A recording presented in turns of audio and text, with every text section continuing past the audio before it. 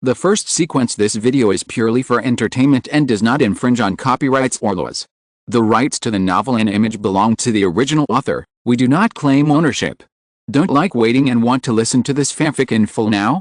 Subscribe to our Patreon, where you'll find the best fanfics. Chapter 201 It Wasn't Me. Ren Xiaosu smiled and said, "Your teacher just wants you to study hard and do research in the future. Isn't that better than this?" A student said, "But we can't always rely on others." Ren Xiaosu glanced at Jiang Wu and said, "Okay, I'll teach you tomorrow." "Thank you," the student said seriously. This round, there were more than 20 thank you coins. Ren Xiaosu suddenly felt that his decision to bring this group of students was one of his wisest decisions. At this time, someone among the refugees whispered, "Why don't we go and admit our mistakes to them? Will it work?" Someone asked in confusion. "So many of us have admitted our mistakes to him, what else does he want?" An ant said. But in the end, no one really dared to say anything to Ren Xiaosu and the others, and they didn't even have the courage to apologize. Only a group of refugees who had not participated in their rabbit snatching stayed away from this group of people, fearing that they would be struck by lightning when this group of people was struck. However, the refugees who did not participate were a minority, accounting for only about 20% of the refugees. At that time, they still maintained their rationality and moral bottom line. Facts proved that they were right. Although Ren Xiaosu had killed the instigator, he was still a little angry. In the middle of the night, he was thinking about whether to open a few shadow gates and then use a few pieces of snow to put out the campfires of the refugees. However, the one whose values were most impacted was not Jiang Wu and her students, but Chen Wudi. When distributing the meat, Chen Wudi had been sitting by the campfire with a small wooden stick. When Ren Xiaosu distributed the meat to him, he said, "What's wrong?" Chen Wudi thought for a while and said, "Just now, I felt that group of people were like a ball of darkness, trying to swallow me." The long-lost palace spoke, "Task, help Chen Wudi stabilize his condition." In fact, even if the palace didn't say anything, Ren Xiaosu would do it. But probably the palace also recognized Chen Wudi's spirit and didn't want him to be defeated by reality, so it issued a task for Ren Xiaosu to help him. But there is something wrong with your palace's rhetoric. Stabilizing the condition means, do you not want Chen Wudi's illness to get better or what? Exclamation mark. Ren Xiaosu thought for a long time and suddenly said, "Humanity is being hit by reality and the ugliness of its own kind." Gradually, everyone begins to feel that everything is meaningless, and they want to find light in the darkness. Chen Wudi was a little confused. "Master, what's wrong with this world?" This time Ren Xiaosu said seriously, "But Wudi, think about it the other way around. If you feel that you are constantly being swallowed by the darkness, doesn't that mean that you are the light?" Chen Wudi's eyes lit up. "Really, Master? Really? Mission accomplished, reward 1.0 strength." At this time, Ren Xiaosu's physical fitness had reached 9.5 strength and 6.1 agility. Now he couldn't accurately calculate how heavy his punch was, but when this strength and agility were magnified to the shadow, it would be an even more terrifying lethality. But Ren Xiaosu didn't want power now. He wanted a few basic skill learning maps to learn other people's bicycle riding skills. When the sky got brighter, Ren Xiaosu and his team quickly packed up and prepared to set off. They followed a big team before because they were afraid of the wolves. Now that Ren Xiaosu found that the wolves would not attack them, he decided to speed up his progress. The sooner he found a new human settlement, the easier it would be to determine the direction of the 88th barrier and adjust the route. Ren Xiaosu didn't plan to enter the new barrier now. He just needed to ask for directions in the market town outside the barrier. This would also avoid any conflict with the power holders in the barrier. After all, there were too many extraordinary people in their team, and it was inevitable that they would be regarded as imaginary enemies by the barrier managers. It's just that they had eaten meat and had blankets, but other refugees didn't. There were also many refugees who ate ice directly to quench their thirst. In the morning, a small number of refugees had flushed faces and high body temperatures, and they couldn't get up. Ren Xiaosu knew best that even the cleanest snow in the wilderness had to be boiled for 15 minutes before drinking. Bacteria are one of the most deadly things in the wilderness, but because they cannot be seen, some people ignore their existence. A flushed man blocked the way for Ren Xiaosu and his friends to leave and begged, "You are so well prepared, you must have antibiotics and other drugs on you, please give me a few, Otherwise I will definitely not survive. Ren Xiaosu looked at Yan Liwen, who said, he is one of the troublemakers.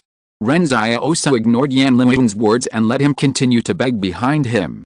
Suddenly, the man seemed to have discovered that Jiang Wu was the kinder one, so he turned to beg Jiang Wu. But now Jiang Wu is no longer the fledgling teacher. She said to the students, walk faster and keep up with the team. Remember this man. He wanted to steal our things yesterday.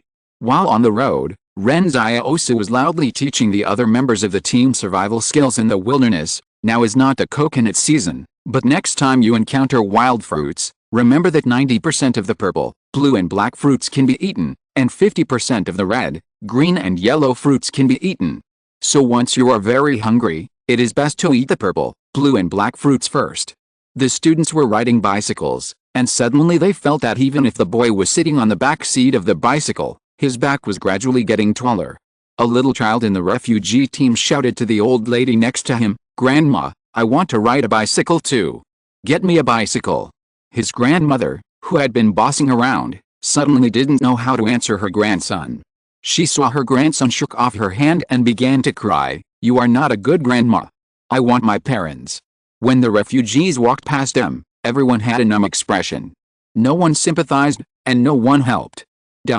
In the frontier fortress in heavy snow, Su Xianchu was moving slowly forward in the fierce wind and snow with a floating black pot on his head. The snow was deep enough to reach above his waist. If it weren't for the shadow carrying him, he would have been unable to move. Suddenly, more than a dozen people camouflaged with white cloth strips stood up from the snow. They pointed their guns at the big black pot, and one of them shouted against the wind, "This is the 3rd Combat Brigade of the 178th Rampart. Tell me your origins."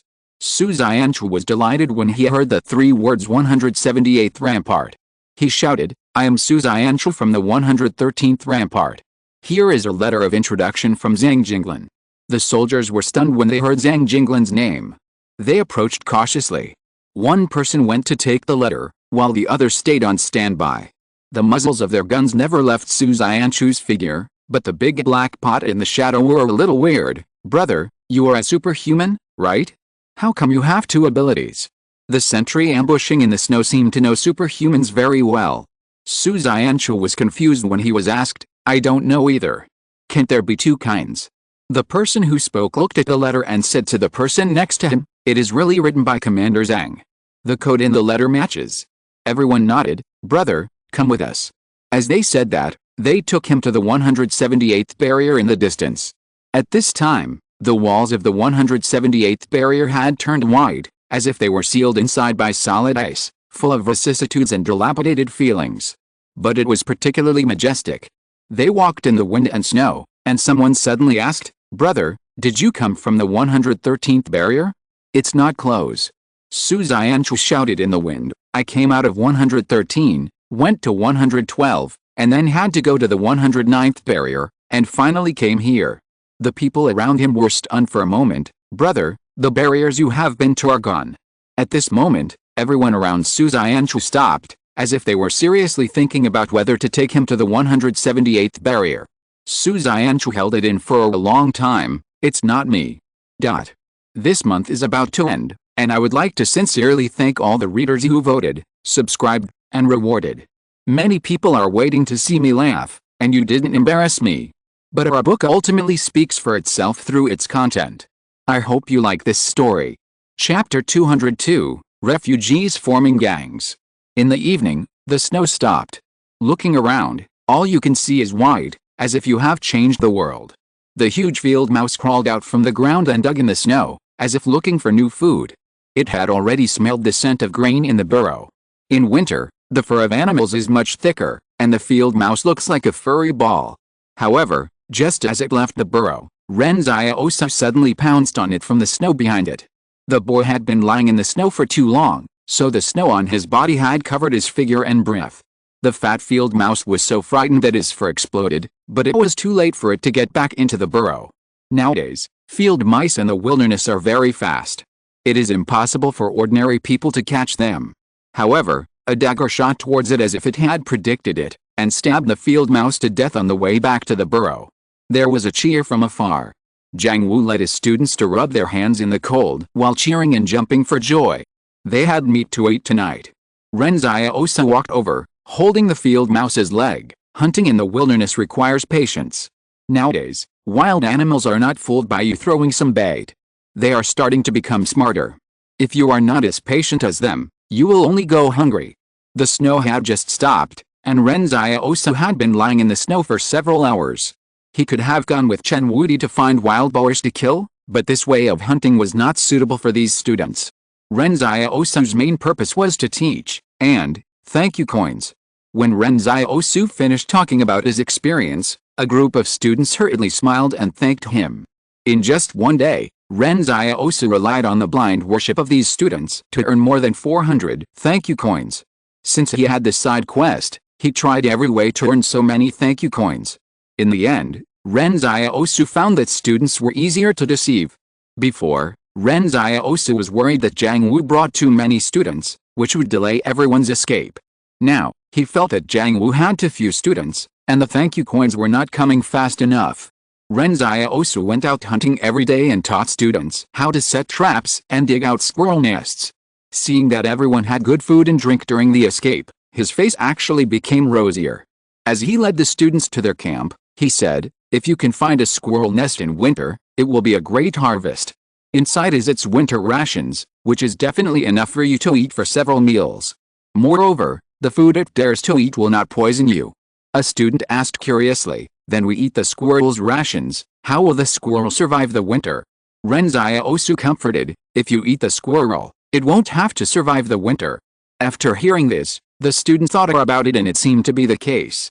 Jiang Wu followed slowly behind them. When she heard Ren Xiaosu teaching his students like this, she felt a little complicated. In the camp, Yan Lin and his friends had already lit a bonfire. The students came over one by one with dry firewood, so it wouldn't be so cold tonight. The refugees camped not far away. Now they followed Ren Xiaosu and his group wherever they went, but they didn't dare to get close. However, compared to the number of refugees who had just escaped, only a small number of them could keep up. Sister Xiao took the dagger from Ren Xiaosu's hand, peeled the field mouse meat skillfully, and then wiped the blood off her hands with the snow. Yan Lin whispered to Ren Xiaosu, "The refugees have started to form cliques. Today I found someone ordering others to work, while he just sat back and enjoyed the fruits of their labor."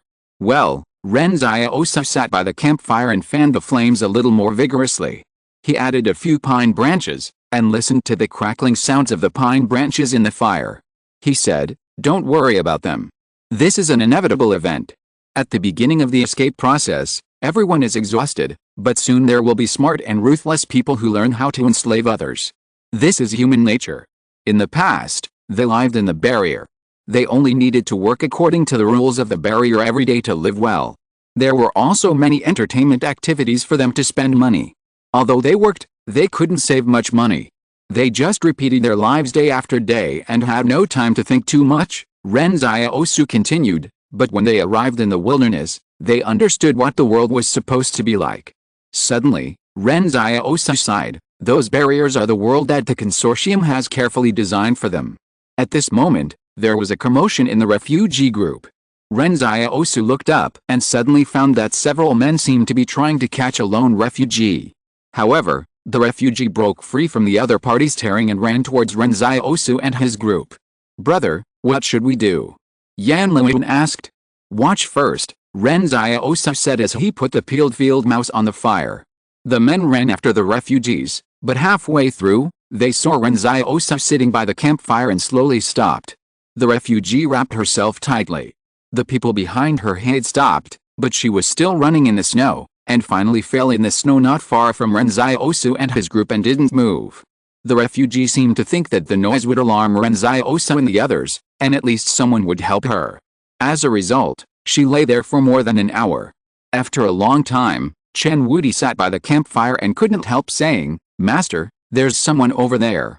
It's okay, she's just sleepy and wants to sleep for a while, don't disturb her," Ren Xiaosu said with a smile. Others didn't know, but he could feel that the person in the snow had a disordered breath. A comatose person's breath couldn't be like this.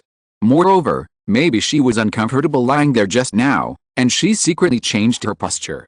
The next moment, the person in the snow slowly climbed up, as if she had just woken up. She lifted the scarf wrapped around her head, revealing a delicate face. Yan Liwen whispered, "It's a woman." The woman looked at Ren Xiaosu and the others with a blank face. "Why did I faint?" "Hello, I'm Fang Yujing." Ren Xiaosu glanced at her. "Go back to your place when you wake up." He really had no interest in this kind of scheming contestant. Although the other party was beautiful, she was not the most beautiful woman he had ever seen. "Don't you know me?" Fang Yujing was stunned. Everyone around the campfire looked at each other in silence. Ren Xiaosu said, "You may not believe it, but there is really no one who knows you. If you're listening to this novel on a channel other than Fanfic World, it means they downloaded and uploaded it without effort. We cordially invite you to visit our channel, Mundo Fanfic Novelis. There you'll find the original version of this story and you can explore many other novels of various genres. We're waiting for you to immerse yourself in a world of incredible novels." Chapter 203 Li's Army. When he was still at the 109th barrier, Ren Xiaosu heard the names Fang Yujing and Liu on the tram. At that time, based on the existence of Luo Zinayu, he wondered if the stars of this barrier were also members of the mob. But later he felt that he was wrong. After encountering such a disaster as the 109th barrier, Luo Zinayu and Liu Yuan waited for Yang Xiaojin in the wilderness for so long, but no one else was seen on the bus. If these two stars were members of the mob, they would have been taken away with him. And if Fang Yujing was really a member of the mob, she would not have needed to approach him in this way, just like Luo Zinayu later found out that Ren Xiaosu was a neighbor and greeted him openly. Now it seems that those refugees who formed gangs somehow learned of Fang Yujing's identity, so they wanted to capture her, and Fang Yujing came to him and played tricks. It must be said that regardless of whether this inference is right or not, Ren Xiaosu actually does not intend to care about Fang Yujing. If anyone dares to do anything when this big star returns, Chen Wudi will naturally beat them up. At this time, Ren Xiaosu had already left all the good deeds to Chen Wudi. However, Ren Xiaosu still reminded Chen Wudi many times not to show his extraordinary ability. He also told Jiang Wu this. When Jiang Wu awakened his extraordinary ability yesterday, the refugees were all running away in a hurry. No one saw them at all, so in the eyes of the refugees, they were just a group of ordinary people with guns. In this way, even if everyone arrived outside the next barrier together, they would not attract the special attention of the consortium. This is also the reason why Ren Xiaosu preferred to use guns instead of extraordinary abilities last night. After all, most consortiums are not very friendly to extraordinary people now. However, at this moment, there was a faint roar of cars in the snow ahead. Ren Xiaosu looked up at the source of the sound and saw a convoy coming with Li's white spider logo printed on the car. In fact, it was not a white spider, but a spider-shaped nanorbit with sharp edges and corners. Ren Xiaosu frowned. You know, the last thing he wanted to see was Li's people. He saw that hundreds of troop carriers slowly stopped in front of the refugees, and the tires were all tied with anti-skid chains.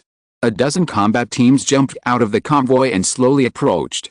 The refugees cried and shouted for help as if they saw a savior, as if they had seen their relatives.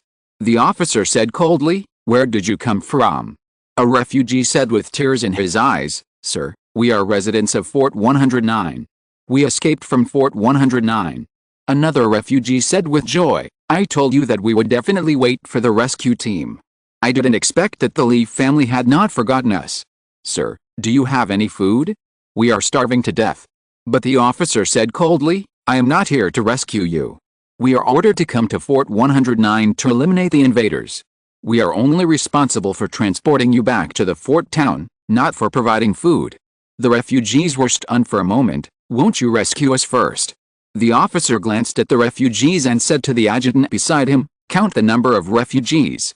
These armed consortium combatants quickly counted the number of people, but during the counting process, their guns were always pointed at the refugees to prevent the refugees from rioting. After seeing the guns, the refugees wanted to protest loudly, but they lowered their eyebrows and looked like quails and dared not speak. Originally, everyone was so happy to see the army as if they were seeing their relatives, but now they realized that they were not relatives. At this time, someone finally couldn't help it. A young man walked to the front of the crowd and said, "My brother-in-law is the head of the order department of the 108th fortress. Please take me back." My brother-in-law will definitely reward you handsomely. The officer smiled and said, now all the fortresses strictly prohibit non-military personnel from entering and leaving. Even if you go back, I'm afraid you can't enter the fortress, so it's better to say less of such big words. I hope you can recognize your current situation. You will all be refugees in the future, not residents of the fortress. Moreover, a small head of the order department said that he would reward my Li army handsomely. It's a bit too much? When Ren Xiaosu heard this, he realized that the Li consortium might have decided to strictly control the entry and exit of the fortress after learning a lesson from the 109th fortress to prevent any dangerous elements from entering. But this was exactly what Ren Xiaosu wanted. He didn't want to enter the Li's fortress. Who knows what dangerous plan the Li Shenton was planning now?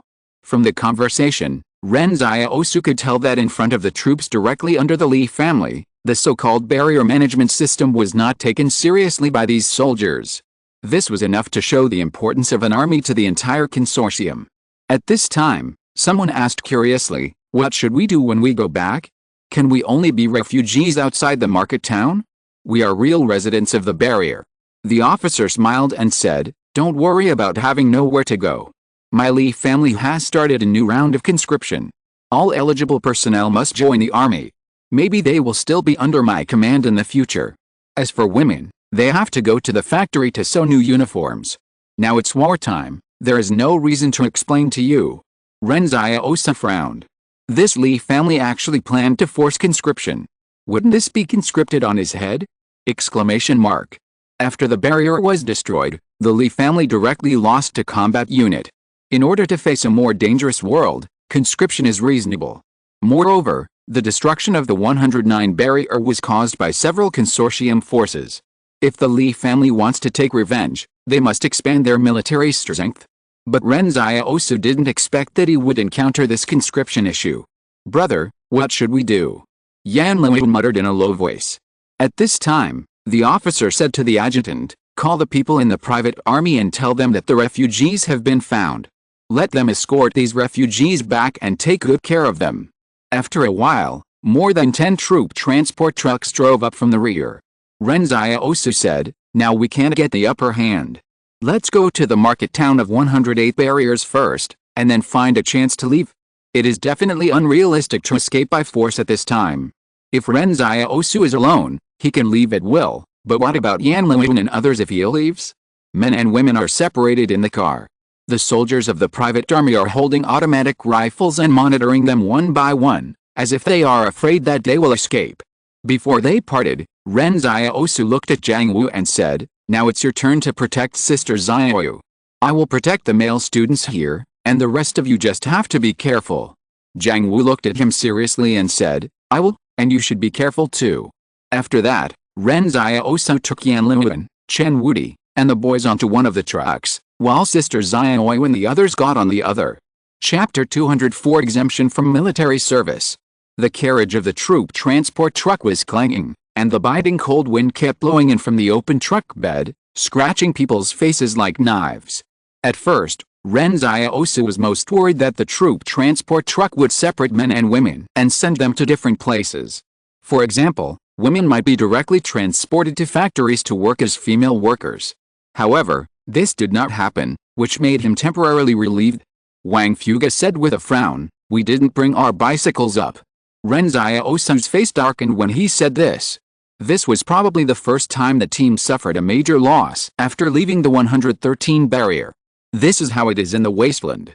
Property is external to the body, and sometimes it can be discarded. Even human lives are like this, let alone bicycles. The current situation is that even if Ren Xiaosu and Chen Wudi are both extraordinary people, it is difficult for them to compete with a complete army. Seeing the army of the Li group continue to march towards the 109th barrier, Ren Xiaosu felt that he might never see this army again, because he didn't think this army could fight against thousands of experimental subjects in the streets. Unless, the Li group directly used heavy firepower to flatten the barrier. But a barrier was built for nearby resources. Would the Li group be willing to abandon such a complete barrier? Definitely not. You know, the cost of rebuilding after blowing up a barrier is too high.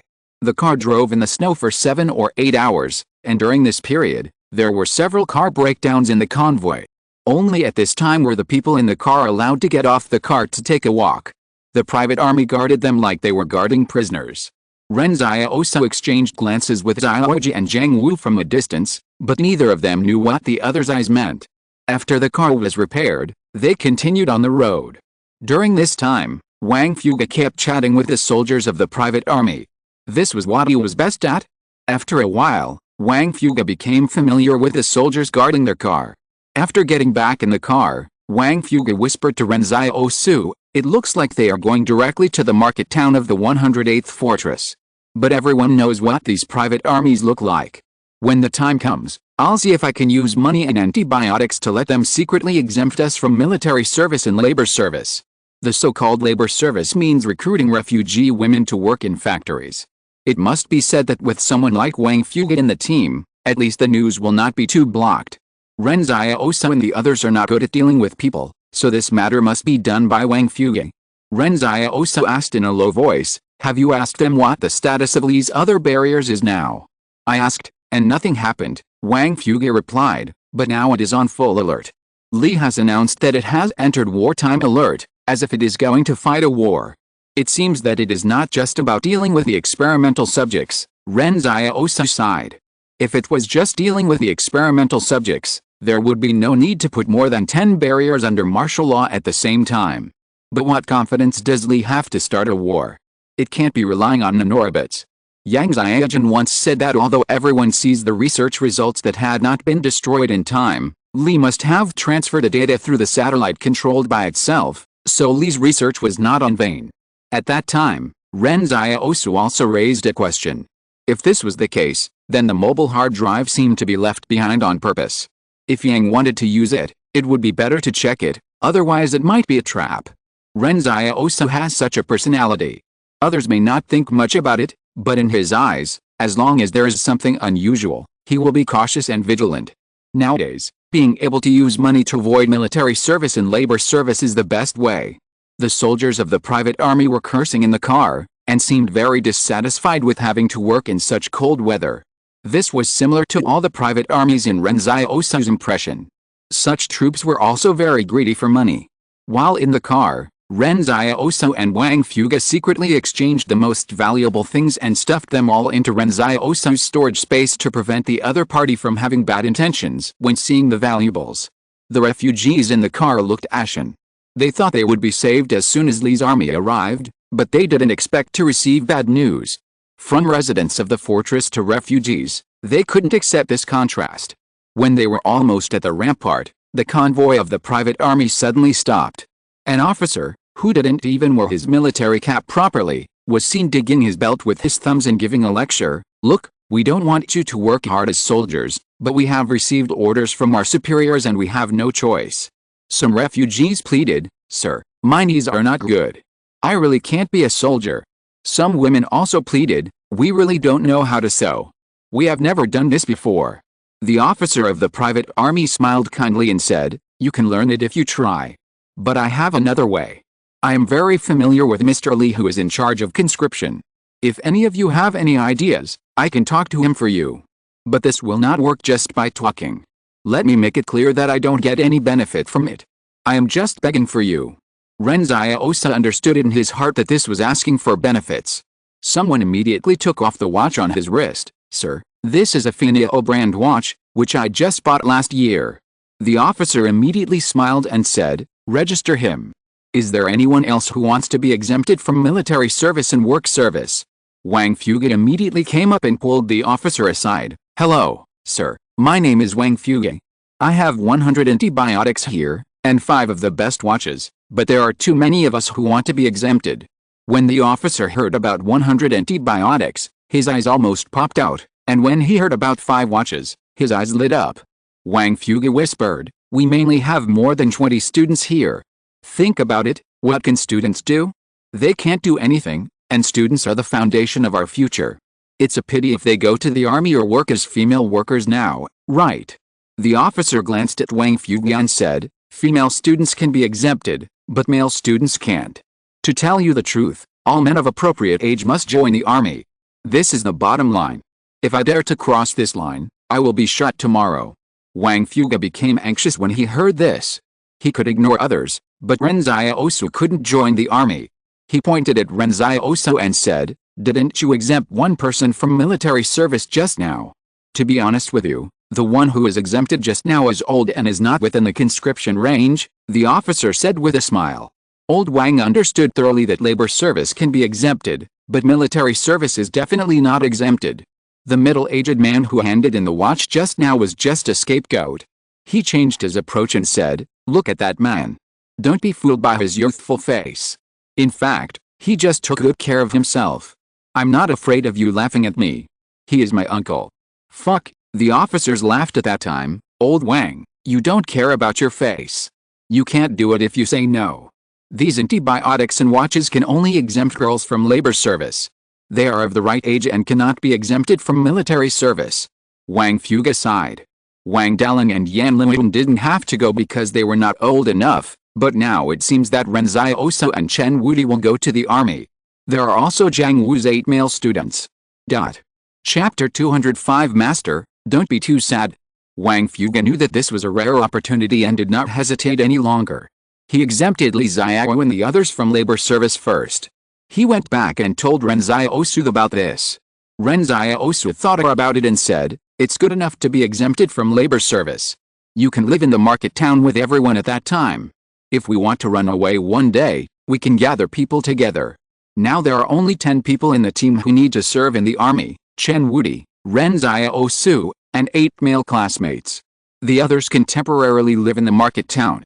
Who can have everything they want in troubled times. This result is already good. After the private troops received a bribe, they set off again. After an hour, they arrived outside the 108th fortress. What surprised Ren Xiaosu was that the market town outside the fortress was more lively than all the other market towns he had seen.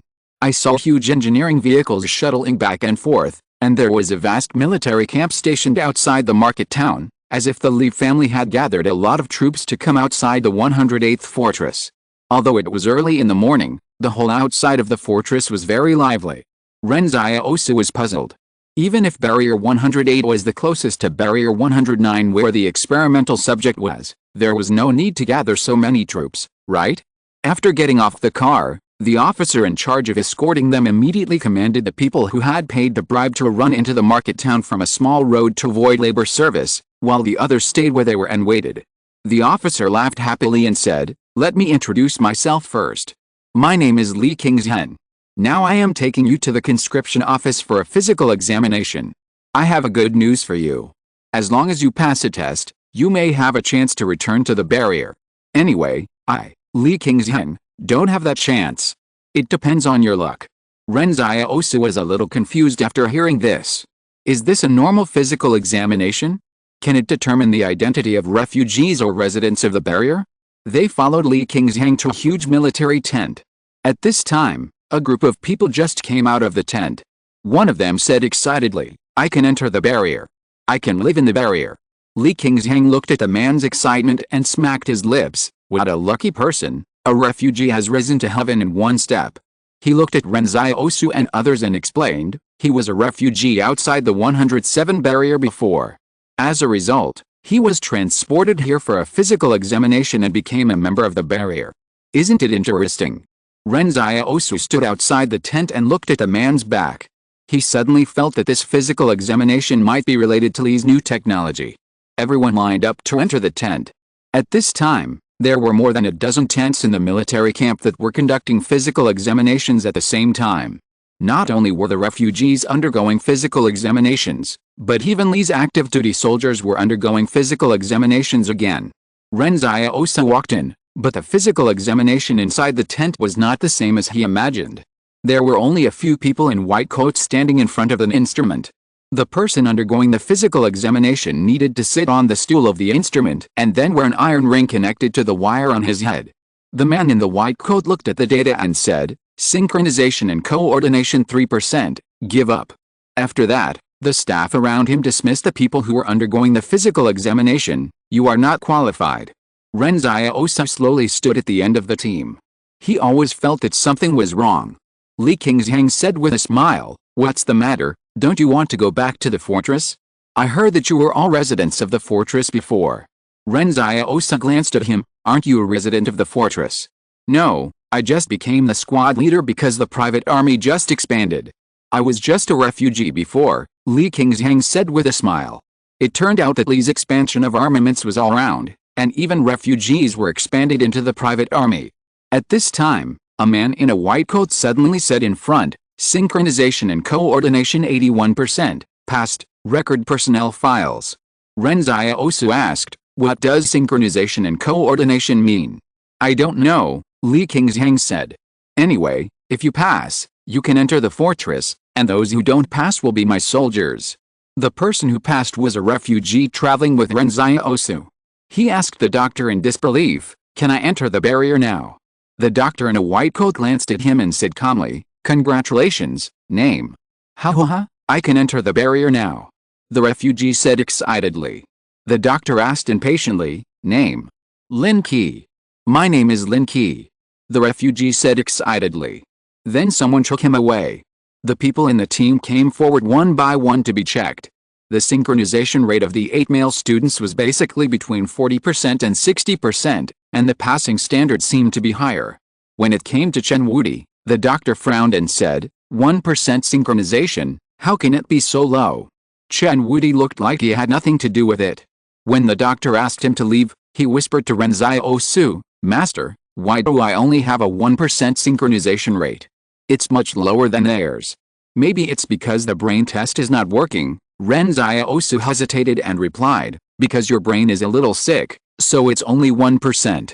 At this time, the doctor urged Ren Xiaosu to come forward for examination. At a certain moment, he guessed that his synchronization rate might be surprisingly high. But what if he was selected to enter the barrier? You know, he doesn't want to enter the barrier.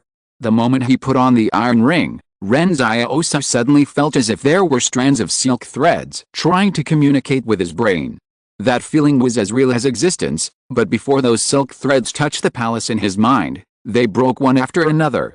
The next moment, the doctor's surprised voice came from the other side, synchronization coordination 0%. How is it possible? Chen Wudi said with an eye-catching expression, Master, don't be too sad. Ren Xiaosu was confused at the time. Was it because of the palace just now that his data was only 0? The doctor said, record, the neuron connection has completely failed. After that, he said to the back of Ren Xiaosu, next. If Ren Xiaosu hadn't said that to Chen Wudi, he would definitely accept this result with pleasure, but now he is a little unconvinced. Although he doesn't want to pass this test, he has to be a little higher than Chen Wudi. Doctor, Ren Xiaosu said seriously, I think I can still be rescued. There must be something wrong with the instrument, otherwise how could it be so low? The doctor glanced at him and said, don't waste the resources of the barrier, next one. Ren Xiaosu was dragged out of the tent by Li Qingzhang and others. He shouted, Doctor, give me another chance. The doctor in the tent sneered at the doctor, I have seen many people like this. It's the same no matter how many times I try. It's a waste. However, when the next person sat on the instrument, the doctor suddenly froze for a moment. Why is there no response? No data is displayed. Could it be that the instrument is broken? Someone whispered. The doctor entered the 16-digit password on the instrument and opened the refrigerator in the middle of the instrument. Inside was a bottle of silver substance that looked like liquid. The doctor replaced the bottle of liquid and put it in with confusion, and the instrument immediately returned to normal. He handed the liquid he had taken out before to his assistant, send it back to the barrier for inspection. This bottle of nanorbit may have a problem. 39,000 votes for more. Chapter 206, New Soldier Ren Xiaosu. The synchronization and coordination test was being carried out throughout the Li Corporation. Not only Ren Xiaosu and his team, but also the Li Corporation's own consortium troops were participating. Ren Xiaosu saw the soldiers lining up outside the tent and entering the tent. When someone passed the synchronization and coordination screening, the others would come forward to congratulate him.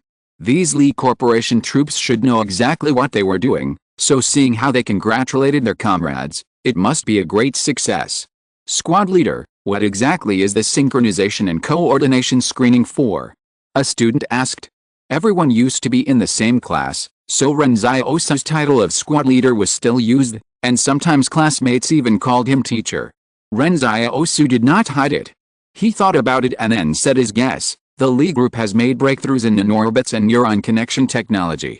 It seems that they are selecting candidates suitable for connecting nanorobots. Sure enough, after the technological breakthrough, the Li group immediately put the nanorobot technology into military use.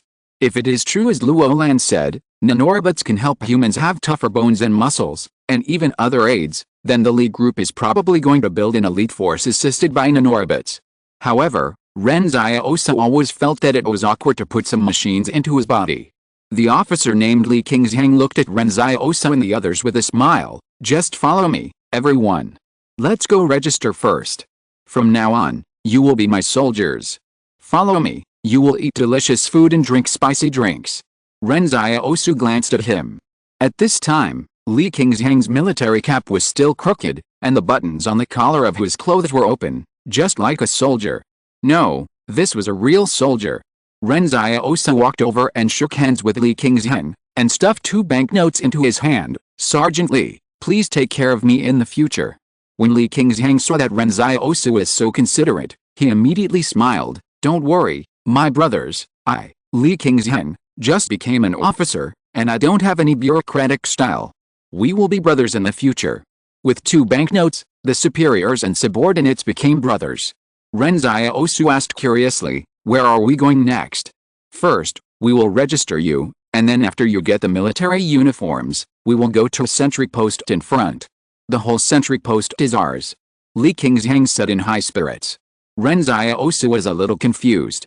Li Qingzhang was just a squad leader of a private army. How could he command the entire outpost? Aren't we active around the barrier? Ren Xiaosu asked. After all, there are factories outside.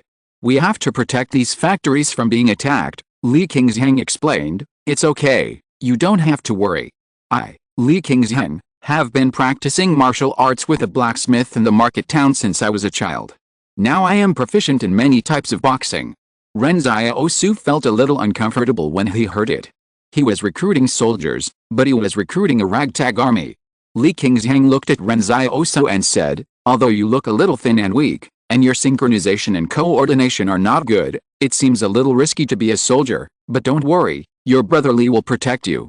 Yes, thank you brother Li. Ren Xiaosu said. After his agility was improved, he looked a little thin. The students next to him looked at each other, not knowing what to say. They were all worried that Ren Xiaosu would punch Li Qingzhang in the head. At this time, there were still 7 refugees in the team who needed to serve in the military. These people were like bereaved parents. In the past, they thought that refugees were the lowest class of human beings in the world. They thought that refugees were born to serve the people of the fortress, but they never thought that they would become refugees one day. Ren Xiaosu had paid the money, so he was Li Qingzhang's brother, but these refugees had no money to pay. Li Qingzhang looked at them and seemed to have changed his face. Hurry up and catch up, who are you crying for? You will have a hard time when you get to the sentry post. Originally, Li Qingzhang had more than 10 soldiers under his command, and now it was considered to be completely filled with 30 people to form a complete combat team. Ren Xiaosu learned from Li Qingzhang that they belonged to the 8th combat team of the 2nd Battalion of the Iron Army. At this time, I am afraid that Li Qingzhang still didn't know what kind of contestants had sneaked into his team. A group of people went to register, and when it was time to collect the uniforms, the soldiers from the logistics department notified that the uniforms were not enough and would be issued later. Ren Xiaosu wondered how many troops had been added to the army. They couldn't even get uniforms. Were they just going to guard the outposts in their own clothes? This was too careless. It seemed that although the private troops had been added to the fort, they didn't take it seriously at all. When they went to get the weapons, they didn't even get guns. On the way, he suddenly saw Yan Liwen outside the barracks. Neither side spoke. Yan Liwen threw a note through the wooden fence of the barracks. Ren Xiaosu opened it and saw that he had settled in the market town and was fine.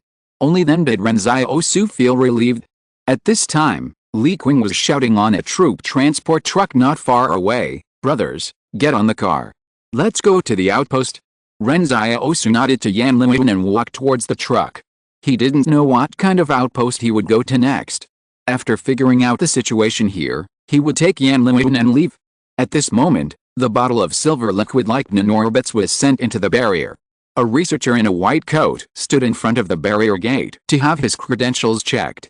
The guards immediately let him go after seeing his special credentials and prepared a special car for him to take him to the 613 Research Institute inside the barrier.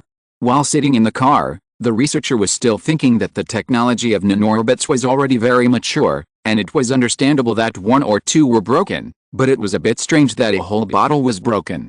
You know, there are astronomical numbers of nanorbits in this bottle of silver liquid, and they can't all be broken, right? Nanorbits are not really smaller than nanometers. It's enough to ensure that their operating tentacles are nanometer level. The individual size of the nanorbits is about 4 nanometers. What is the concept of 1 nanometer? 1 nanometer is equal to 0.000001 millimeters. If all the nanorbits in this bottle are broken, it must not be a problem with the technology, but there must be some other reason. This made him very confused and suspicious. Arriving at the 613 Research Institute, he walked into the experimental building and said to the secretariat, "I want to see Mr. Lee." The beautiful lady in the secretariat adjusted her glasses. "Just tell me if you have anything to say. Mr. Lee is very busy." "We have a small accident here," the researcher said. "Please tell Mr. Lee as soon as possible.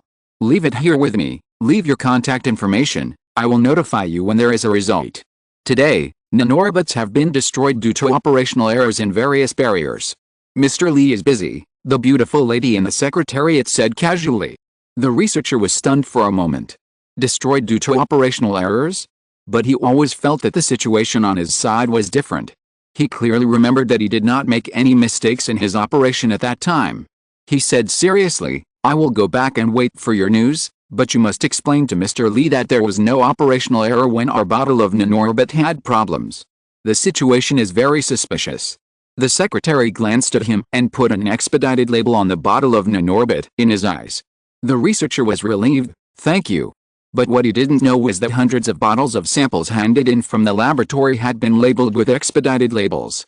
Chapter 207, No Village in Front, No Shop Behind. The troop transport truck drove straight into the wilderness and slowly drove into a mountainous area. The mountains here were not very high. A combat team sat in the car. Ren Xiaosu silently remembered their location, which should be dozens of kilometers away from the 108th barrier. On the way, they passed several factories, and Li Qingzhang introduced them. "This is Li's oil refinery, and our outpost is just ahead. The daily task is to observe whether there are any enemies coming. If there are any, report them immediately via satellite phone." Ren Xiaosu had a toothache. What about after the report? This question stumped Li Qingzhang. The superiors didn't tell him what to do after the report. Should he hold on and wait for reinforcements, or retreat? Exclamation mark. It seems that their mission is to conduct reconnaissance and serve as a warning. But Ren Xiaosu felt that this was completely risking his life to conduct reconnaissance. No military uniforms or firearms were issued. The combat team of 30 people had only 11 automatic rifles and more than 20 magazines. What else could this be but cannon fodder? However, Li Qingzhang was not very worried. Think about it, a large group of regular troops have already gone over to 109. If there's any danger, they will solve it directly. What danger do we need to worry about? What if other financial groups start a war? Ren Xiaosu asked. That's impossible. Li Qingzhang waved his hand and said, "What era is it still a war? I have never seen a real war in my life." Ren Xiaosu stopped talking when he heard this. Even refugees have been accustomed to the days without war. Everyone has always felt that war is far away. Even Ren Xiaosu thinks so. But Ren Xiaosu always feels that something is wrong. What if the Li family attacks others? What if the front-line troops of the Li family have never fought against the experimental subjects? If the war is not coming, the Li family has no need to mobilize so many troops. Moreover, each financial group has spies in other people's fortifications. Once the Li family prepares for war, other financial groups will also be nervous. They are like a rope between each other. Once you pull it tight, others will also pull it tight immediately. When the rope breaks, the war will break out. We're here. Li Qingzhang shouted excitedly. This will be our outpost from now on. Ren Xiaosu jumped out of the car and was stunned after taking a look. He saw a row of small bungalows standing on a hillside in front of him, with a mountain behind him. There was no village in front and no shop behind him. There was no one in the outpost. It turned out that the 8th Combat Team of the 2nd Iron Battalion had taken over the outpost. No wonder Li Qingzhang said that he had the final say in the entire outpost. Li Qingzhang stood on the flat ground of the outpost and pointed to the top of the mountain. Every day, 5 people will take turns to be on duty at the lookout on the top of the mountain to observe the enemy situation and report to the higher-ups immediately if there is any situation. Is there nothing else? Ren Xiaosu asked. Yes, there is nothing else, Li Qingzhang said with a smile. Someone will deliver the supplies regularly. We don't have to worry about anything. Just keep an eye on this direction. Who will come from this direction? Ren Xiaosu asked curiously. How should I know? Li Qingzhang was happy. Who has ever been to the mountains over there? Who would come from the mountains? Let's be at ease here. No one will attack us. Ren Xiaosu roughly estimated their location. They should be in one of the northernmost outposts in the area controlled by the Li group. Who are the groups in the north? Qin or Yang? Ren Xiaosu asked. Do you know where the 88th barrier is? Li Qingzhang was stunned for a moment. I don't know. Well, I have to find another opportunity to ask others. If I had known earlier, I would have asked Yang Xiaojin in advance. Everyone unloaded the supplies from the troop transport truck. Ren Xiaosu estimated that these things were only enough for 30 people to eat for 7 days, and he didn't know if the follow-up supplies could be delivered in time. Seeing that the Li group is busy everywhere now, maybe this place will be forgotten. Li Qingzhang looked at Ren Xiaosu's expression and smiled. Brother, I know you want to leave, but judging from the current situation, even if you escape back to the market town, you may not be able to take people away. There are already military camps there, and there are so many of you. How can you leave? I'm afraid you will be arrested and interrogated before you even get out. Ren Xiaosu found that Li Qingzhang looked fierce, but he was very clear-headed. He knew that his mind was not here at all. Li Qingzhang then said, I suggest you stay here. I will help you transfer to the market town when there is a chance in the future. Then you can reunite with your relatives and friends more often. Ren Xiaosu knew that Li Qingzhang wanted money, but he still thanked him. Okay, then I'll leave it to squad leader Li. Haha, why are you being polite to me? Li Qingzhang said with a smile. Don't worry about staying in this outpost. If the enemy really comes, I can beat them away with a set of punches. You don't have to be afraid at all. Li Qingzhang also found out that Ren Xiaosu and his group were students in the 109th barrier, and Ren Xiaosu was the squad leader of this group of students. In his opinion, it was normal for a group of students to be afraid when they came here. As the elder brother, he should comfort them. The students next to him did not say anything and just started unloading the goods.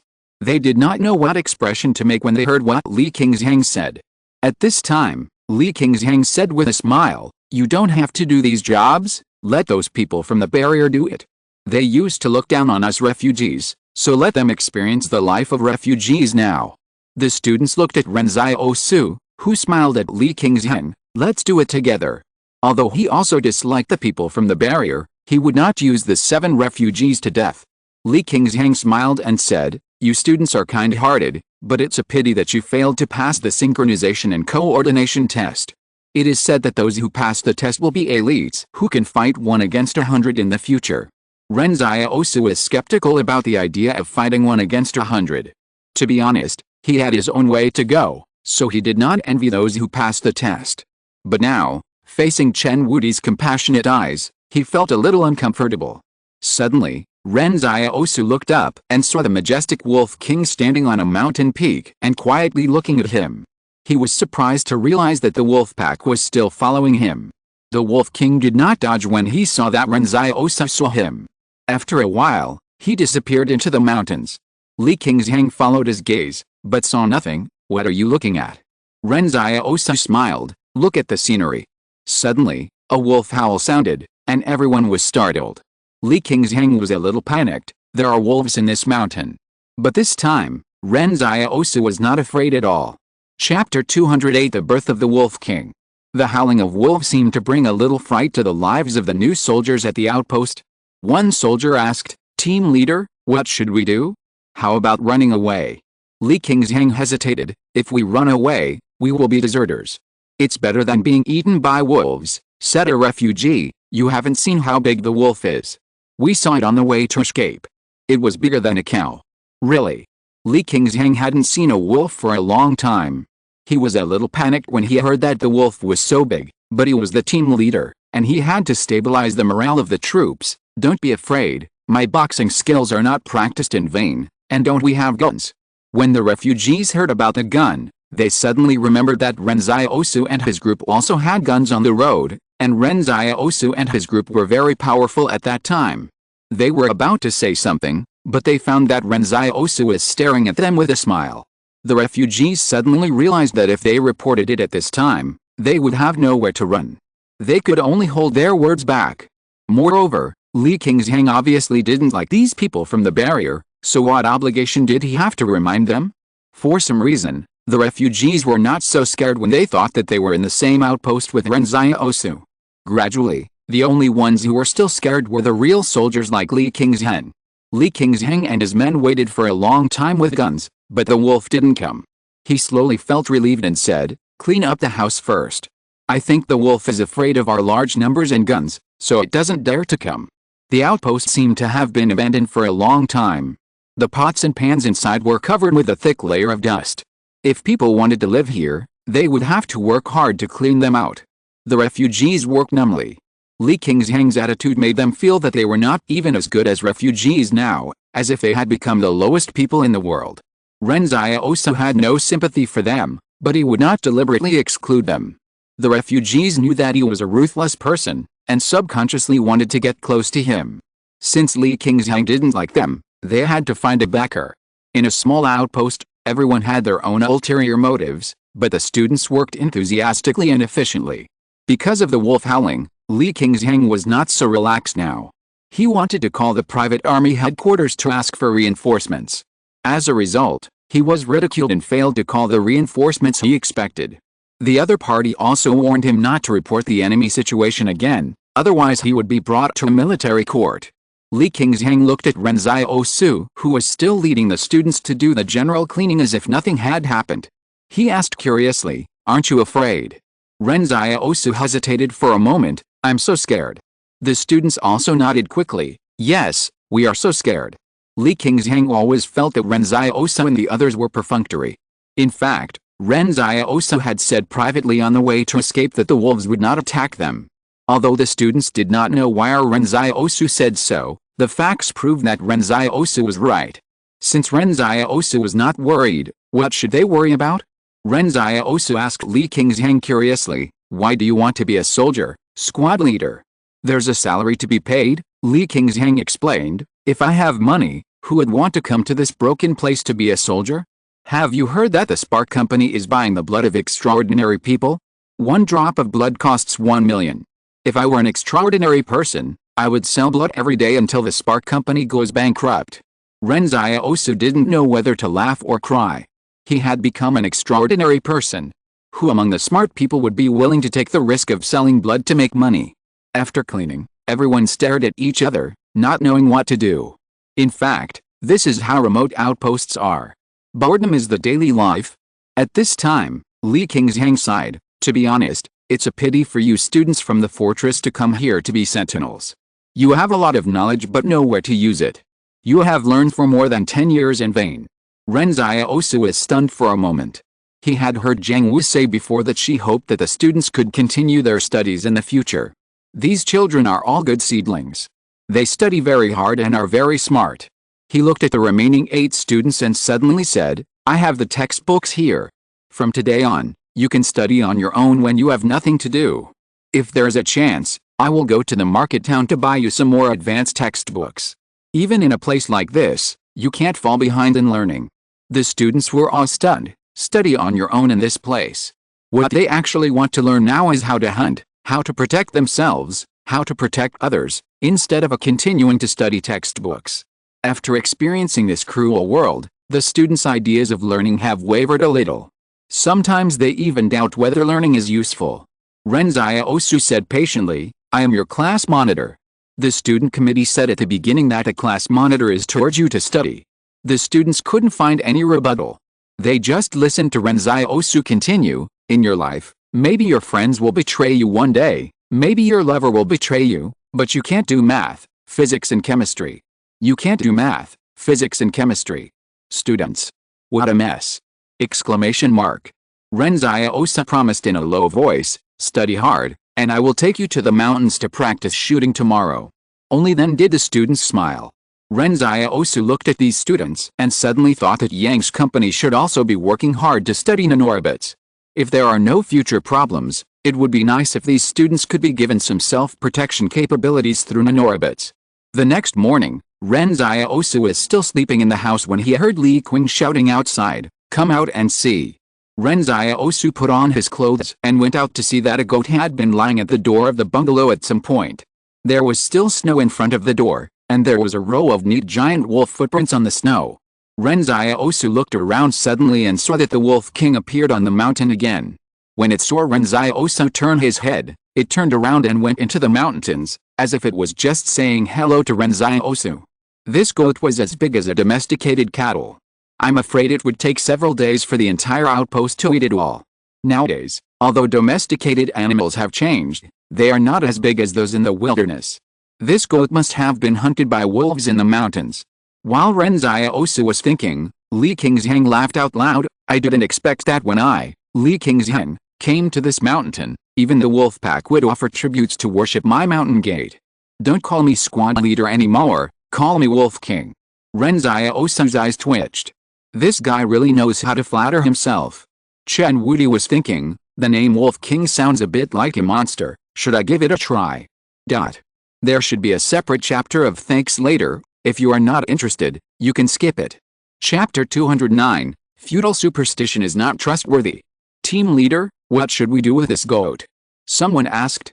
But before he could finish his words, Li Qingzhang interrupted him. Don't call me team leader, call me Wolf King. Which mountain are we in? Oh, right, Kunshan. From now on, I will be the Wolf King of Kunshan. Chen Wudi asked from the side, Master, should we fight this monster? Not yet, Ren Xiaosu replied. Chen Wudi understood that not fighting now meant that he might have to fight later. Then Master, when are we going to eat the goat? Slurp. Now, Ren Xiaosu's face almost turned black when he heard the sound of Chen Wudi sucking his saliva. When a group of people were skinning sheep, cutting meat and making a fire, the male student named Wang Yuqi looked at Ren Xiaosu curiously. He lowered his voice and asked, Class monitor, the last time the wolves appeared, you quickly carried back a big rabbit in the heavy snow. This time the wolves appeared, they took the initiative to send you a sheep. This is too coincidental. Chen Wudi looked at Ren Xiaosu, and the other students also looked at Ren Xiaosu, but Wang Yuqi's voice was very low, so only they could hear it. At this time, Ren Xiaosu looked at the eyes next to him and laughed. Haha, it's such a coincidence. It was uncoincidental, but there was nothing he could do. The atmosphere was so heated. Wang Yuqi asked curiously, Class monitor, was the rabbit also given to you by the wolves? So later you said you didn't have to worry about the wolves. Ren Xiaosu thought that these students were really smart. They guessed the truth from a few details. He whispered, this matter is not allowed to be spread. After all, dealing with wolves is a bit sensational if it is told to others. Since Li Qingzhang is willing to take the blame, he is happy to let him take it. However, Wang Yuqi said, do we need to give gifts in return? I don't think so. Ren Xiaosu thought for a while and said, we don't have anything to give them. That night, the entire combat team sat by the campfire at the entrance of the outpost. The aroma of mutton filled the air, and the refugees cried while eating. These people had been hungry for so many days, and no one gave them a bite of food after being conscripted. And Li Qingzhang and other refugees who were expanded into private troops could not afford meat before. He sighed. In fact, when I first learned that I was going to the outpost, I felt very uncomfortable. After all, there is no village in front and no shop behind. It's like being exiled. If we encounter any danger again, we will be cannon fodder. Ren Xiaosu glanced at him, but he didn't expect that he was still very clear in his mind, but he didn't show it. Li Qingzhang continued to sigh, but now think about it, if we have meat every meal, it would be pretty good. Mutton is so delicious. We have guns, we can hunt, Ren Xiaosu suggested. Our guns should be used to fight the enemy, Li Qingzhang retorted. Ren Xiaosu analyzed, look, we only have a dozen guns. If the enemy comes, what can we do with a dozen guns? It seems to be the case, Li Qingzhang replied after thinking. The students next to him suddenly realized that Ren Xiaosu seemed to have his own unique skills in persuading people. At this time, Li Qingzhang took a bite of the lamb leg and smiled. I heard that the bigwigs in the fortress can eat barbecue every meal. Before they grill the meat, they have to prepare lemons and onions. They don't eat the meat fully cooked, but medium rare with juice. Lemons are rare these days, but everyone has heard of this species. I haven't eaten it, but I only heard that it is very sour. Onions are still common. Chen Wudi asked quietly, Master, why do we need lemon and onion when eating barbecue? Ren Xiaosu pondered, it should be that when eating meat, squeeze the lemon and onion into other people's eyes, so that you can take advantage of other people's squinting eyes to grab the meat. Chen Wudi. A group of people next to him looked at Ren Xiaosu expressionlessly, and Li Qingzhang was shocked and said, Are you serious? However, at this moment, the lights of a vehicle suddenly came up the mountain on the mountain road. Li Qingzhang suddenly stood up and said, Why would anyone come to this remote place at night? The off-road vehicle came alone. Nowadays, walking in the wilderness with just a few people is not enough to be brave. Usually, they walk in a convoy, so these two lonely off-road vehicles are even more strange. Everyone in the outpost stood at the door, and Li Qingzhang and other soldiers with guns even carried their guns on their backs. When the off-road vehicle arrived at the door, the dazzling headlights shone directly on Ren Xiaosu and his men's faces, and it seemed that they did not consider their feelings. Two people jumped out of the car. Ren Xiaosu saw that they were wearing Li's military uniforms, but the fabric looked more refined than the ones he had seen before. No, he had seen it once before. The commander of the combat brigade was wearing the same uniform as these two people. However, Li Qingzhang saluted immediately after seeing the shoulder straps of the other party. Welcome the colonel to inspect the work at my post. The two officers had fair skin and were dignified. The leather boots on their feet creaked as they stepped on the snow, and they were wearing black leather gloves on their hands. However, the two men looked unusually young. One of them smiled when he saw the roasted lamb. I didn't expect you to enjoy yourself so much. You have inspected dozens of posts. Other posts are suffering, but you are living comfortably. Bring 2 chairs. As he said that, he led another officer inside. Li Qingzhang asked someone to bring 2 chairs for the 2 men to sit down, and he himself prepared to sit on the ground. As soon as his butt touched the ground, the officer suddenly frowned and said, Did I tell you to sit down? Stand aside. He took off his gloves and started to cut the mutton to eat. After taking a bite, he frowned and said, The seasoning is not even well put. It's too unpalatable. Ugh. Ren Xiaosu saw that this guy actually spit the mutton in his mouth along with his saliva on the whole roasted lamb. How could the others eat it? Exclamation mark. But his first reaction was to stop Chen Wudi. Ren Xiaosu whispered, Don't be impulsive. Let's kill them later when we get to a place where no one is. Ren Xiaosu suddenly saw a silver glimmer in the eyes of the 2 officers against the firelight. He suddenly felt that the other party might have something to rely on, otherwise why would they dare to travel alone so late? It seemed that the other party did not carry any heavy firearms. The 2 officers wiped their hands on the snow and put on their leather gloves again. The leader said calmly, Guard your post well. Remember to report the enemy as soon as possible. If there is any delay, you will all be brought to the military court. The result is only one, shooting. Li Qingzhang nodded and said, Yes, we will definitely keep an eye on the post. The 2 men got back into the car while they were talking. The engine roared and the anti-skid chains plowed deep tire tracks on the snow. Everyone's originally good mood was swept away. Someone asked, Just let them go like this. Li Qingzhang waved his hand helplessly, put out the fire and go back to sleep. What else can we do if we don't let them go? In this world, human lives are not as good as dogs. They are Li's children. What about the sheep? Someone asked. Cut off the part where they spit and they can continue to eat, Li Qingzhang explained. The refugees have long developed a character of swallowing their anger. What if they are wrong and angry? They still have to continue to live, right? As he said that, he walked towards the house. Ren Xiaosu looked at the others and said, You all go to sleep, we will clean up. This we refers to Chen Wudi and the students, and everyone knows it. However, the students are always diligent in their work, so no one thinks much about it. After everyone went into the bungalow to rest, Ren Xiaosu said, You take your time to clean up, I'll go out for a while.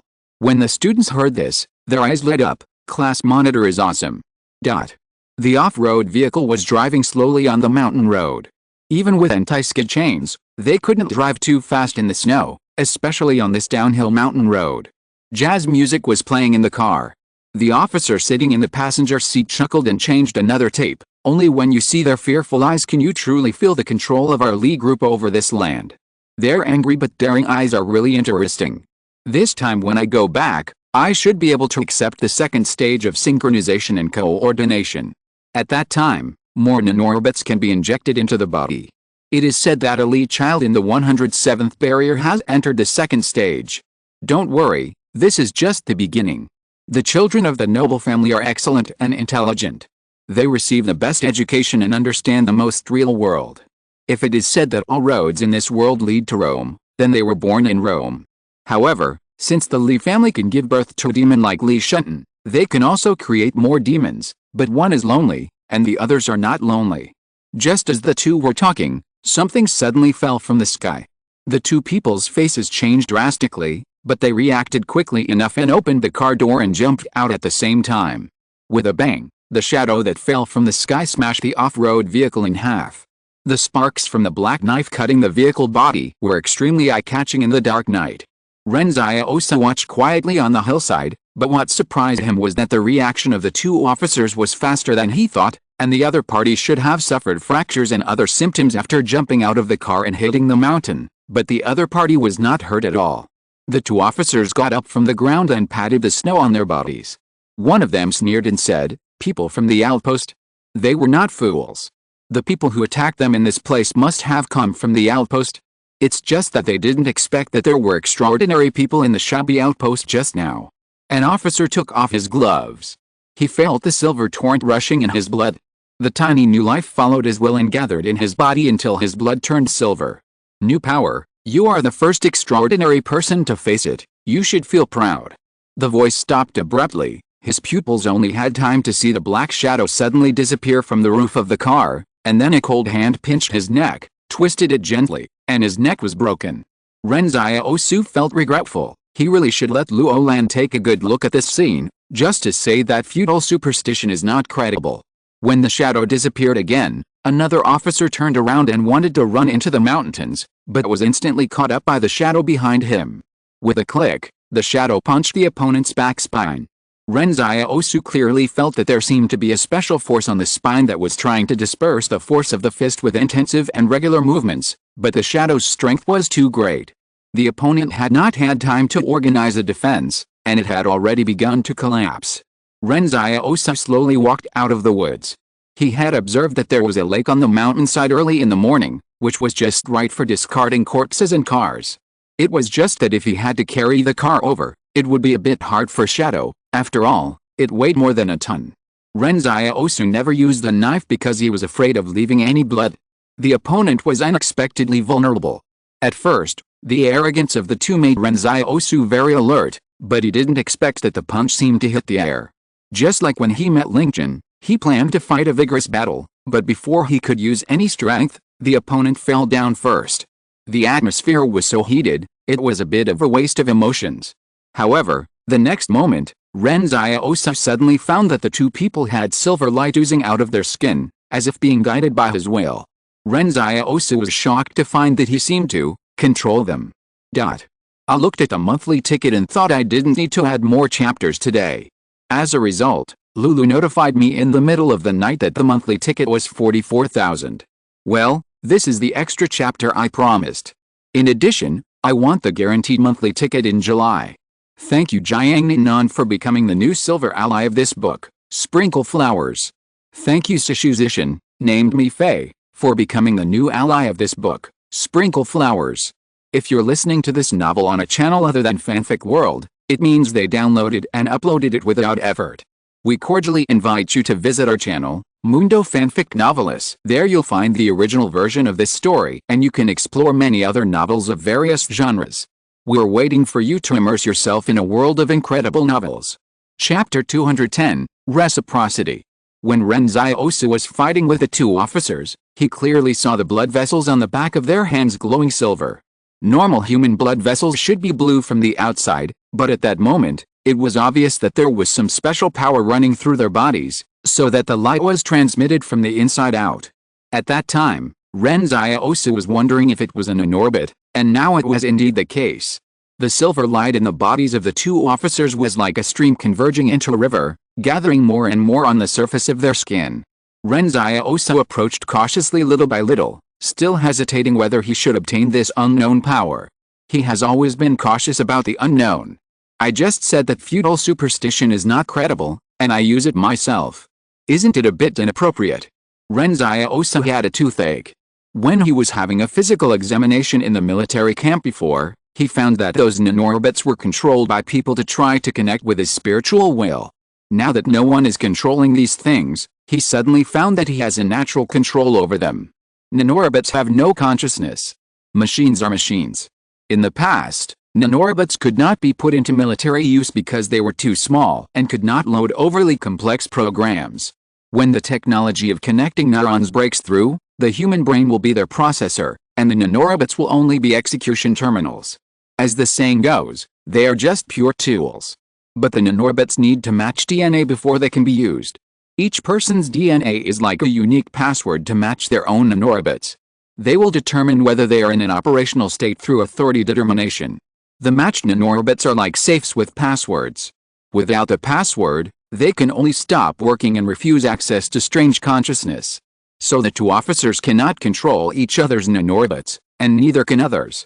But when Ren Xiaosu's spiritual will came into contact with him, at first he just felt that the nanorbits were all in a sluggish state, as if there was some barrier that refused him to contact these nanorbits. However, when his spiritual will swept over, the typewriter in the palace suddenly typed out lines of small words.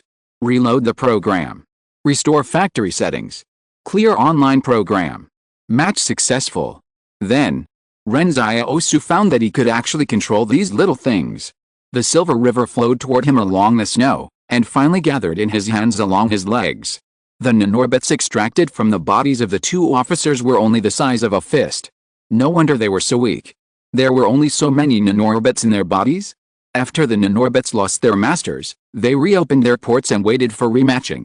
Normally, they needed to be sent back to the original factory for processing, but the palace skipped all the steps and helped Ren Xiaosu flash these nanorbits through the reopened ports. If there were no reopened ports, the palace would not be able to do this. The silver liquid metal ball changed strange shapes back and forth in Ren Xiaosu's palm.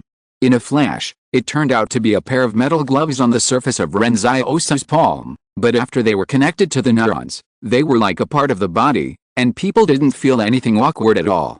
He punched the body of the off-road vehicle, but saw that the steel on the body collapsed after a creaking sound, but the nano gloves in Ren Xiaosu's hand were fine.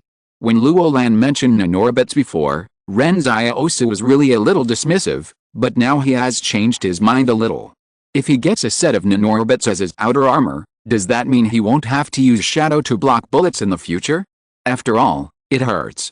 Of course, it's just a slight change now. To know whether it works well or not, Ren Xiaosu thinks he needs to get more Li's disciples to extract more nanorbits to find out.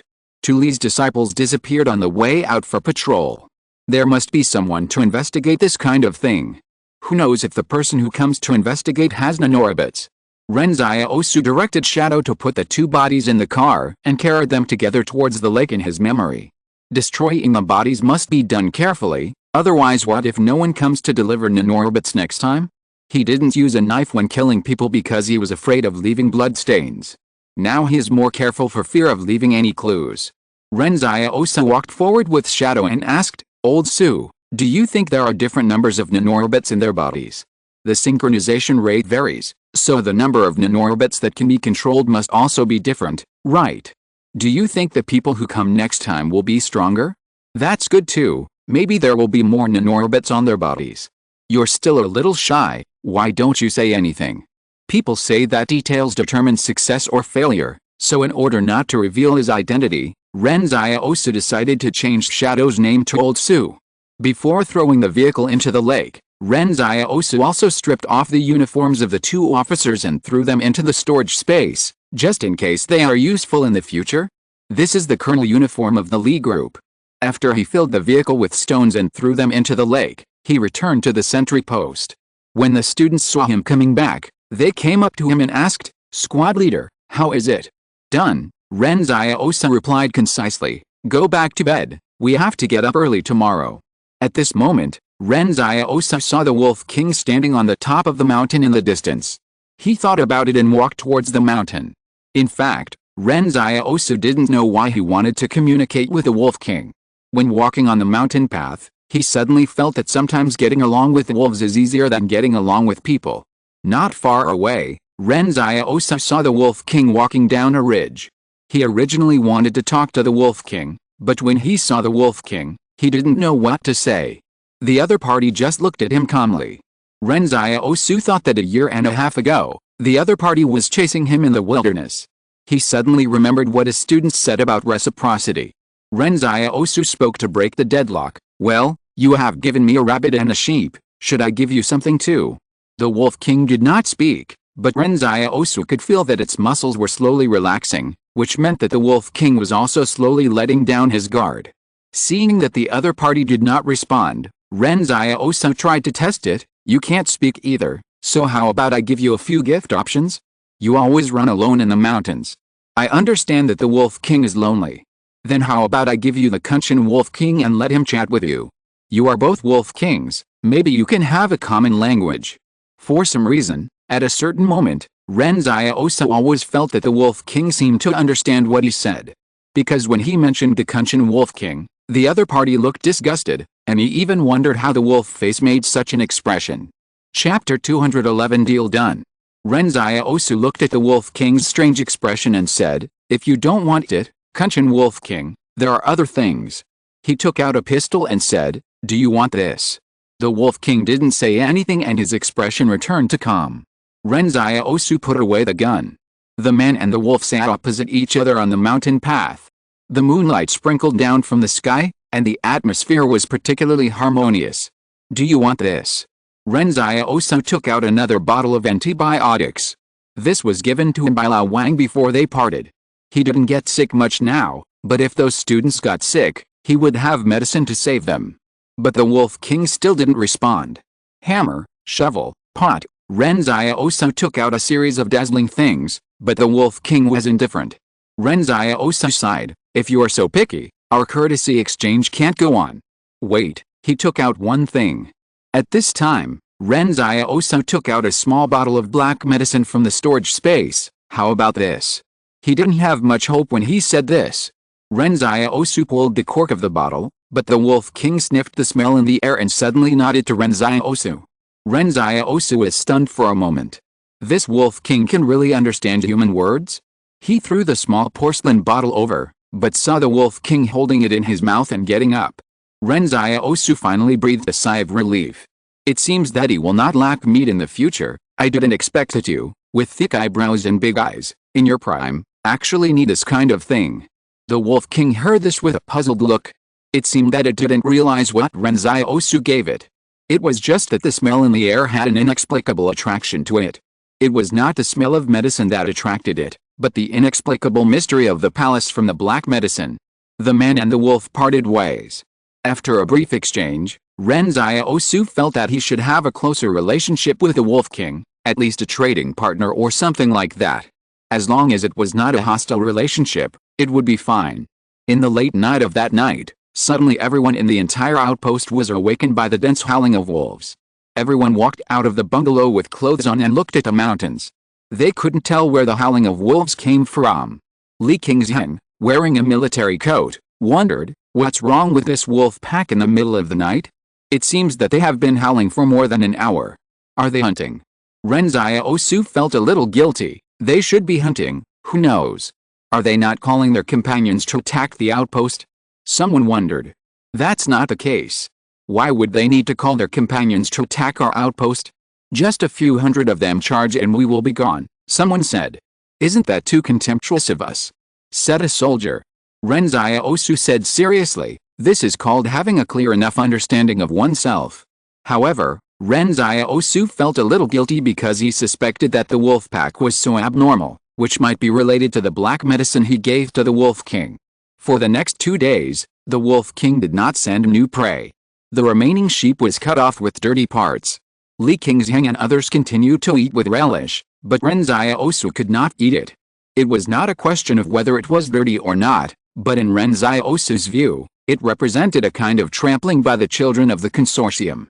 Of course, the main reason was that he was not hungry.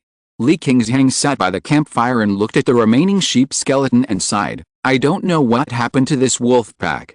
They didn't send food. Maybe they are exhausted." Ren Xiaosu sighed. He was thinking that when he gave the medicine, should he explain the effect of the medicine to the Wolf King? After all, there is a difference between external and internal use.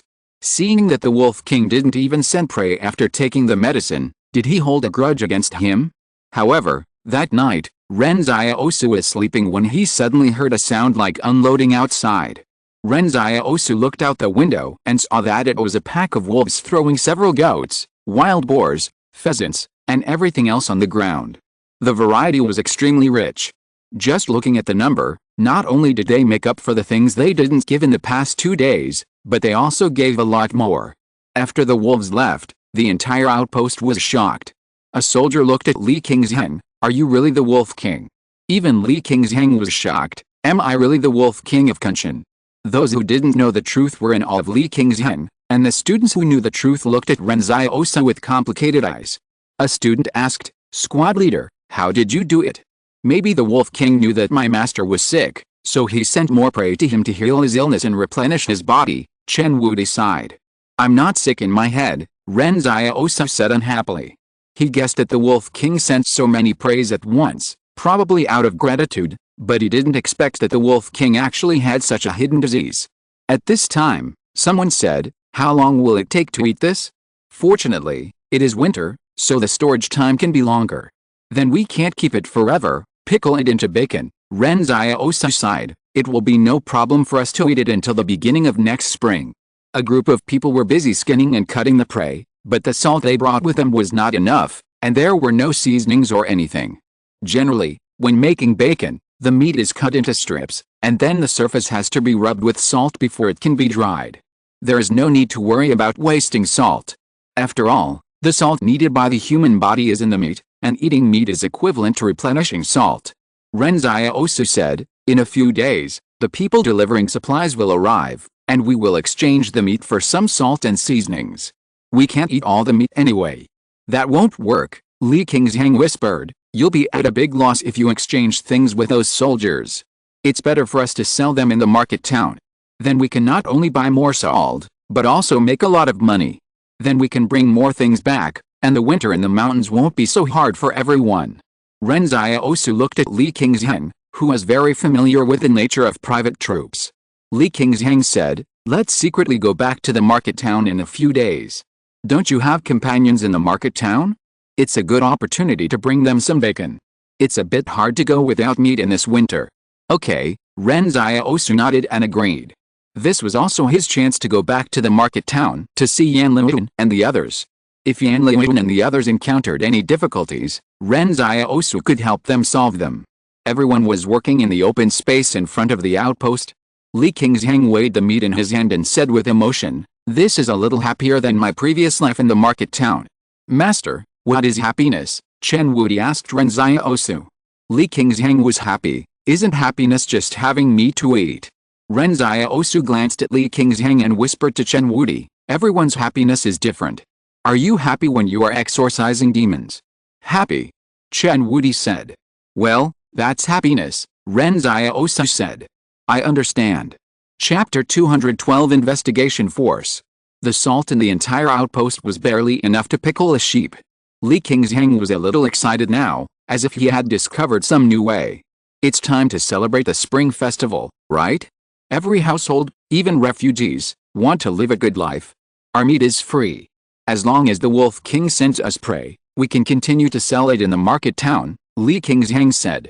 Thinking of this, Li Qingshan seemed to have dreamed of becoming a town gentry. Ren Xiaosu looked up at him while rubbing salt on the meat. "Won't the Li army care about you?" "I sell it secretly," Li Qingshan said happily. Ren Xiaosu asked, "Do you know any shops?" "No," Li Qingshan said, "but meat is in short supply, so it should be easy to sell."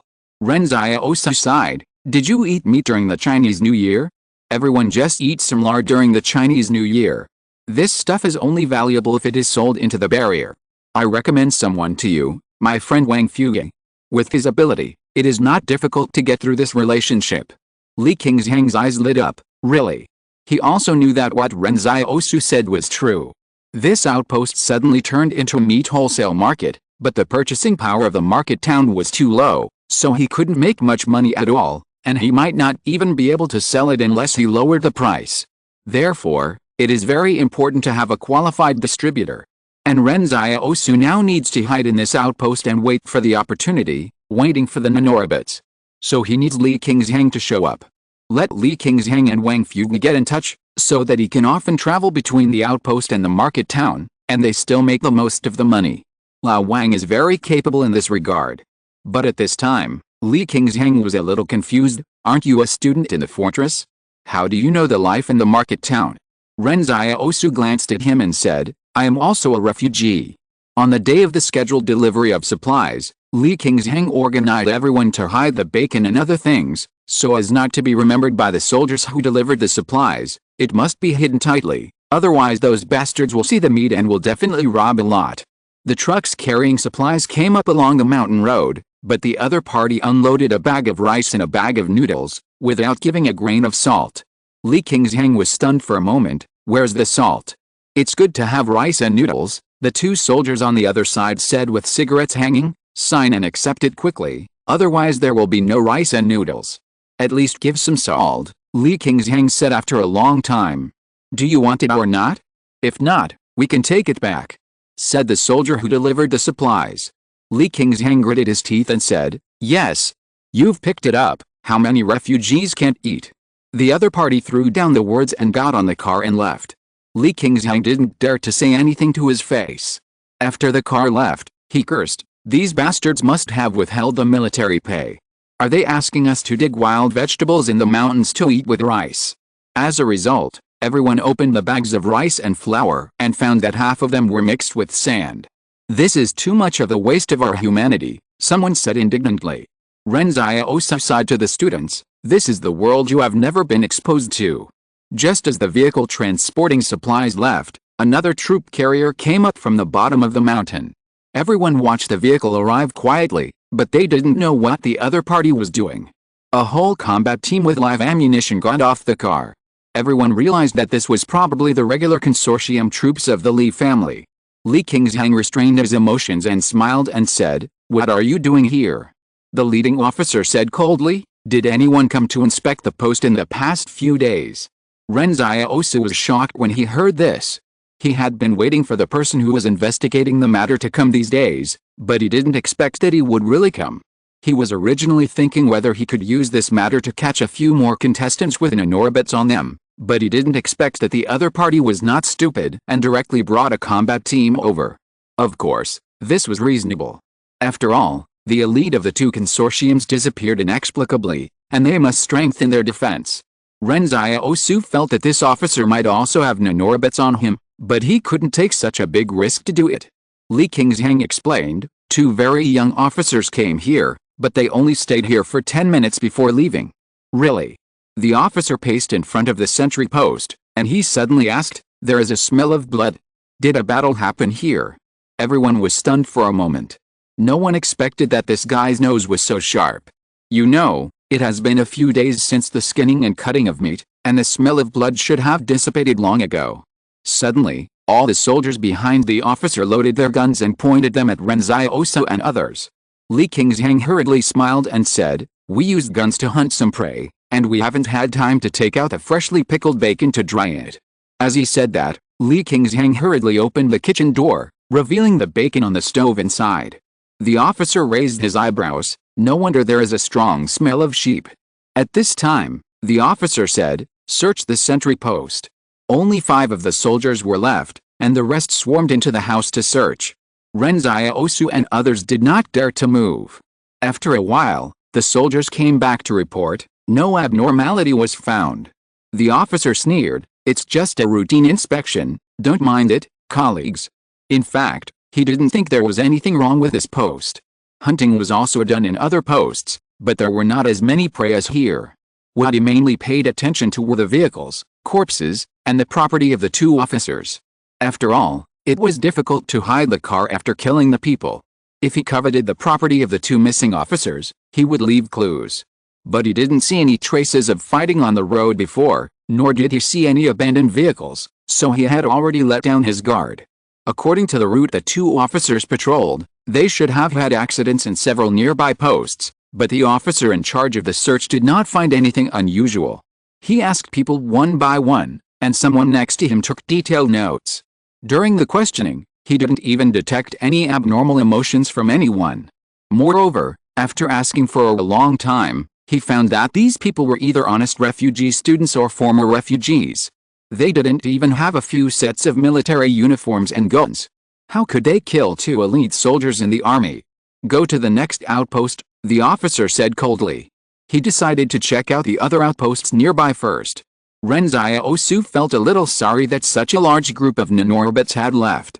But he knew that the investigation could not end so simply. There must be a more rigorous investigation. The two dead were children of the consortium. However, just as the troop transport truck was going down the mountain, everyone suddenly saw a pack of wolves disappearing in the forest. The wolves seemed to be following the truck in a planned and organized manner. Ren Xiaosu was shocked. Did the wolves want to kill this team of soldiers from the Li Consortium? Please give me a monthly ticket. Please give me a monthly ticket. May good people live a peaceful life. Chapter 213 Raid on the Outpost.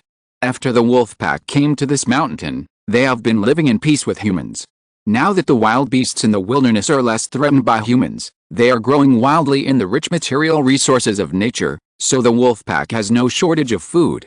Therefore, Ren Xiaosu once thought that the wolf pack was peaceful and peace-loving. But at this moment, he suddenly remembered that he was able to get his first gun in his life outside the market town because the wolf pack attacked the factory and the private troops of the 113th Fortress. Ren Xiaosu knew that the wolf pack had a grudge with the private troops of the 113th Fortress. He didn't expect that the wolf pack would attack the regular army of the Li Consortium again. The vehicle slowly driving down the mountain seemed to have not realized the danger. Although Li Qingshan and his men saw the wolf pack, no one dared to act rashly. On the one hand, everyone was worried that the wolf pack would destroy their outpost, and on the other hand, the Kunshan Wolf King had not spoken yet, so they didn't know what to do. Li Qingshan said, "This is none of our business. We can't do anything about it. Just pretend we didn't see it." Seeing that the wolves didn't seem to be interested in the outpost, Li Qingshan decided to be an ostrich. Anyway, the Li family's soldiers never gave everyone a good face. What did their life and death have to do with everyone? Li Qingshan drove everyone back to the house. Don't look. Maybe the wolves are just out for a stroll. Then, Li Qingshan went back to the house and trembled with his automatic rifle. There were so many wolves. It was easy to flatten their outpost. He suddenly felt that coming to this outpost was really exciting. He had meat to eat every day, but he lived in fear. Who knows when the wolves will be unhappy and take them away? Ren Xiaosu pretended to be scared and walked into the house, but he took a quick glance and found that the number of wolves was not as many as he imagined. It seemed that only a part of them had been dispatched. After returning to the house, Ren Xiaosu said to Chen Wudi, "Wudi, take care of this room. No one is allowed to enter before I come back. If anything unexpected happens, just say I went out to the toilet because I had diarrhea." Because of their small group, 1/3 of the 30-man outpost combat team were theirs, so when they arranged the barracks, the 10 of them were together. This was also what Ren Xiaosu had fought for in the beginning, because this arrangement made it easier for him to go out alone, and he had to be surrounded by people he could trust. The students were no longer surprised, because their squad leader would be fine anyway. On weekdays, Li Qingshan called himself the Wolf King of Kunshan, but in their eyes, Ren Xiaosu might be the real Wolf King. Ren Xiaosu jumped out of the window and rushed down the mountain from the mountains. He didn't have any specific purpose, he just wanted to see what the final result would be, and pick up some Nanorbits. In this world, anything that can enhance strength will interest Ren Xiaosu, so who cares if it is feudal superstition or not. After obtaining the Nanorbits last time, when Ren Xiaosu was alone on the top of the mountain standing guard, he could not help but summon the Nanorbits to experiment. In this process, Ren Xiaosu found that even if the nanorobots were not allowed to enter the body to enhance the strength of muscles and bones, it was already very powerful just as an external armor. Perhaps when the external armor covered the whole body, it could really be invulnerable to swords and guns. What do the early superhumans fear the most? Not other superhumans, but the individual hot weapons that human civilization has at this stage. No matter how powerful the superhumans are, they will die after being shot a few times. The troop transport truck was still driving in the mountains, and the soldiers on the truck were chatting enthusiastically. Anyway, the officers were not on the back car, so they chatted freely. I will take a rest next week and go back to the fortress. I don't know if my little lover misses me, a soldier smiled while leaning against the wall. The private troops had a miserable life, but the treatment of the Li family's direct troops was always very high. These direct troops of the Li family usually live in the fortress, and the order department and private troops always take a detour when they see them. However, the consortium has always been strictly disciplined and prohibited from disturbing the people. Alcohol and sex are prohibited in the army. You'd better be careful not to be discovered, one person reminded. What's there to be afraid of? The soldier said disdainfully. The superiors of the Li family don't prohibit it yet, they don't care about it at all now. No matter what organization, there is a hidden rule of superiors and subordinates. If the boss believes in Buddhism, the subordinates will also believe in Buddhism, and if they don't believe, they will pretend to believe. If the boss keeps himself clean, then the subordinates will also be subject to invisible constraints. Now that a large number of Li's children have entered the army, a kind of extravagant and impetuous spirit has been spreading in the Li army in the past 2 years. In the final analysis, it is because the Li family has expanded too fast in the way of seeking power, and the foundation of talents has not been laid. A group of people were chatting, and they didn't notice that the danger was about to come. However, the wolves did not choose to attack immediately, but followed silently in the wilderness.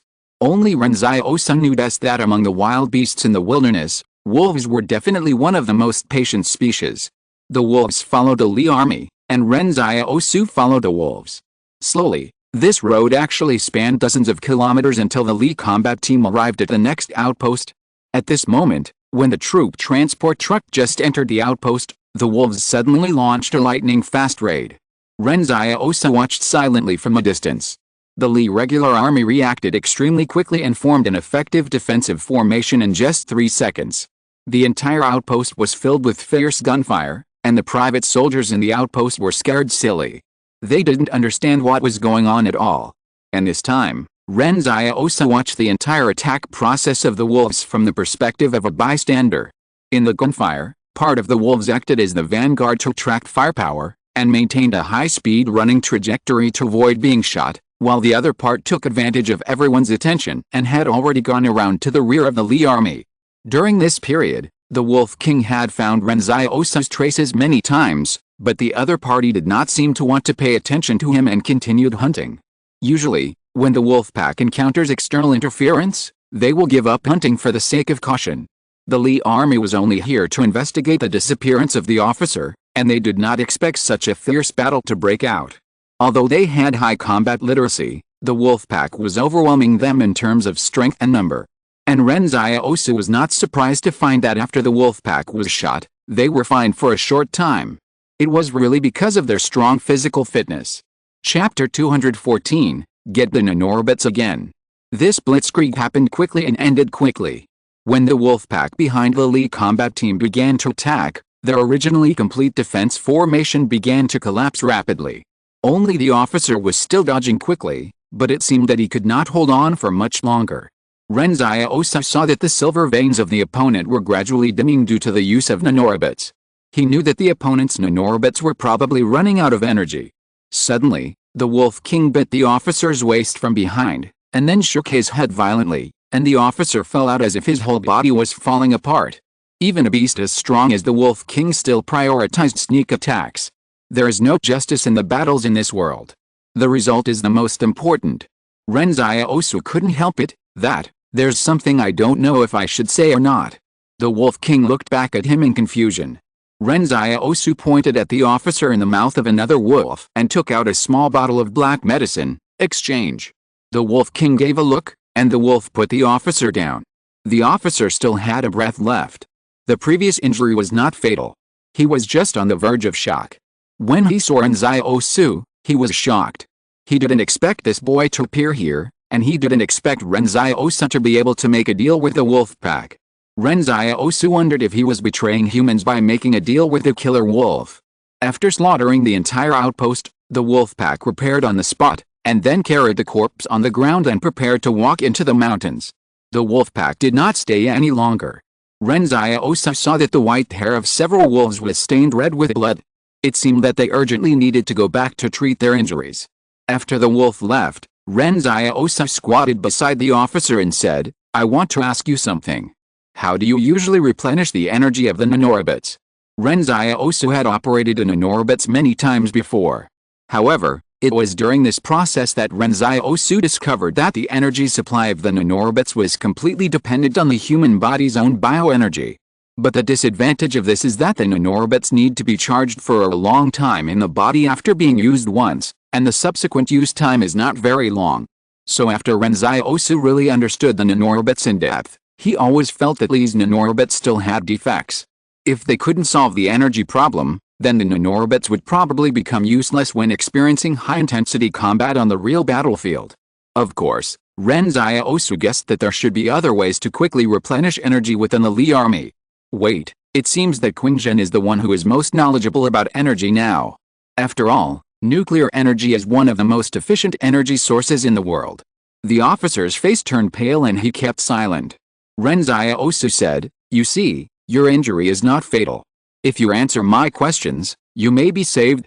If you let me go, can you still live?" The officer gritted his teeth and sneered, "Do you dare to let me go?" Provocation is useless. Ren Xiaosu found that the Li officer was quite tough. After all, he was different from the private army. He said, "Biological energy is too slow to charge. You should have a special way to charge, otherwise how can you support high-intensity combat?" The officer closed his eyes and refused to say anything.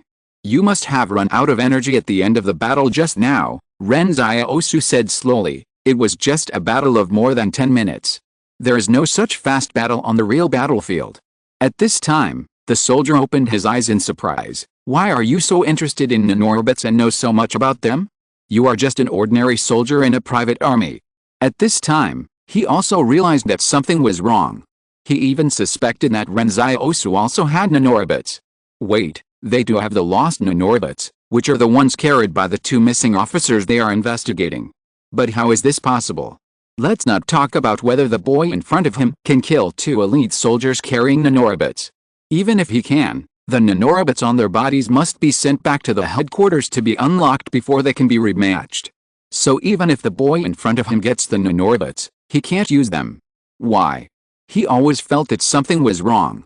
He wanted to report this to the general staff, but he didn't have the chance. "Don't expect me to violate the confidentiality regulations," the officer struggled. Ren Xiaosu sighed and said, "Forget it, I respect you as a man." At this moment, he realized that he still couldn't underestimate the combat forces of the consortium.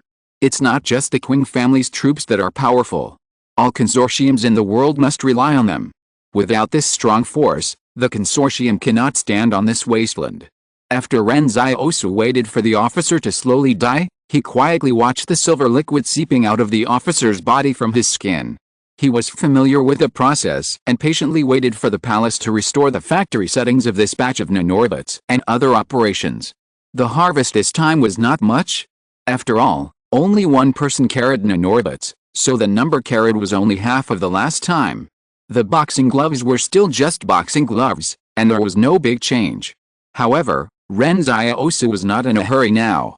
After all, there must be many officers of the Li family carrying nanorobits. He could slowly save them. Suddenly, Ren Xiaosu thought of a question.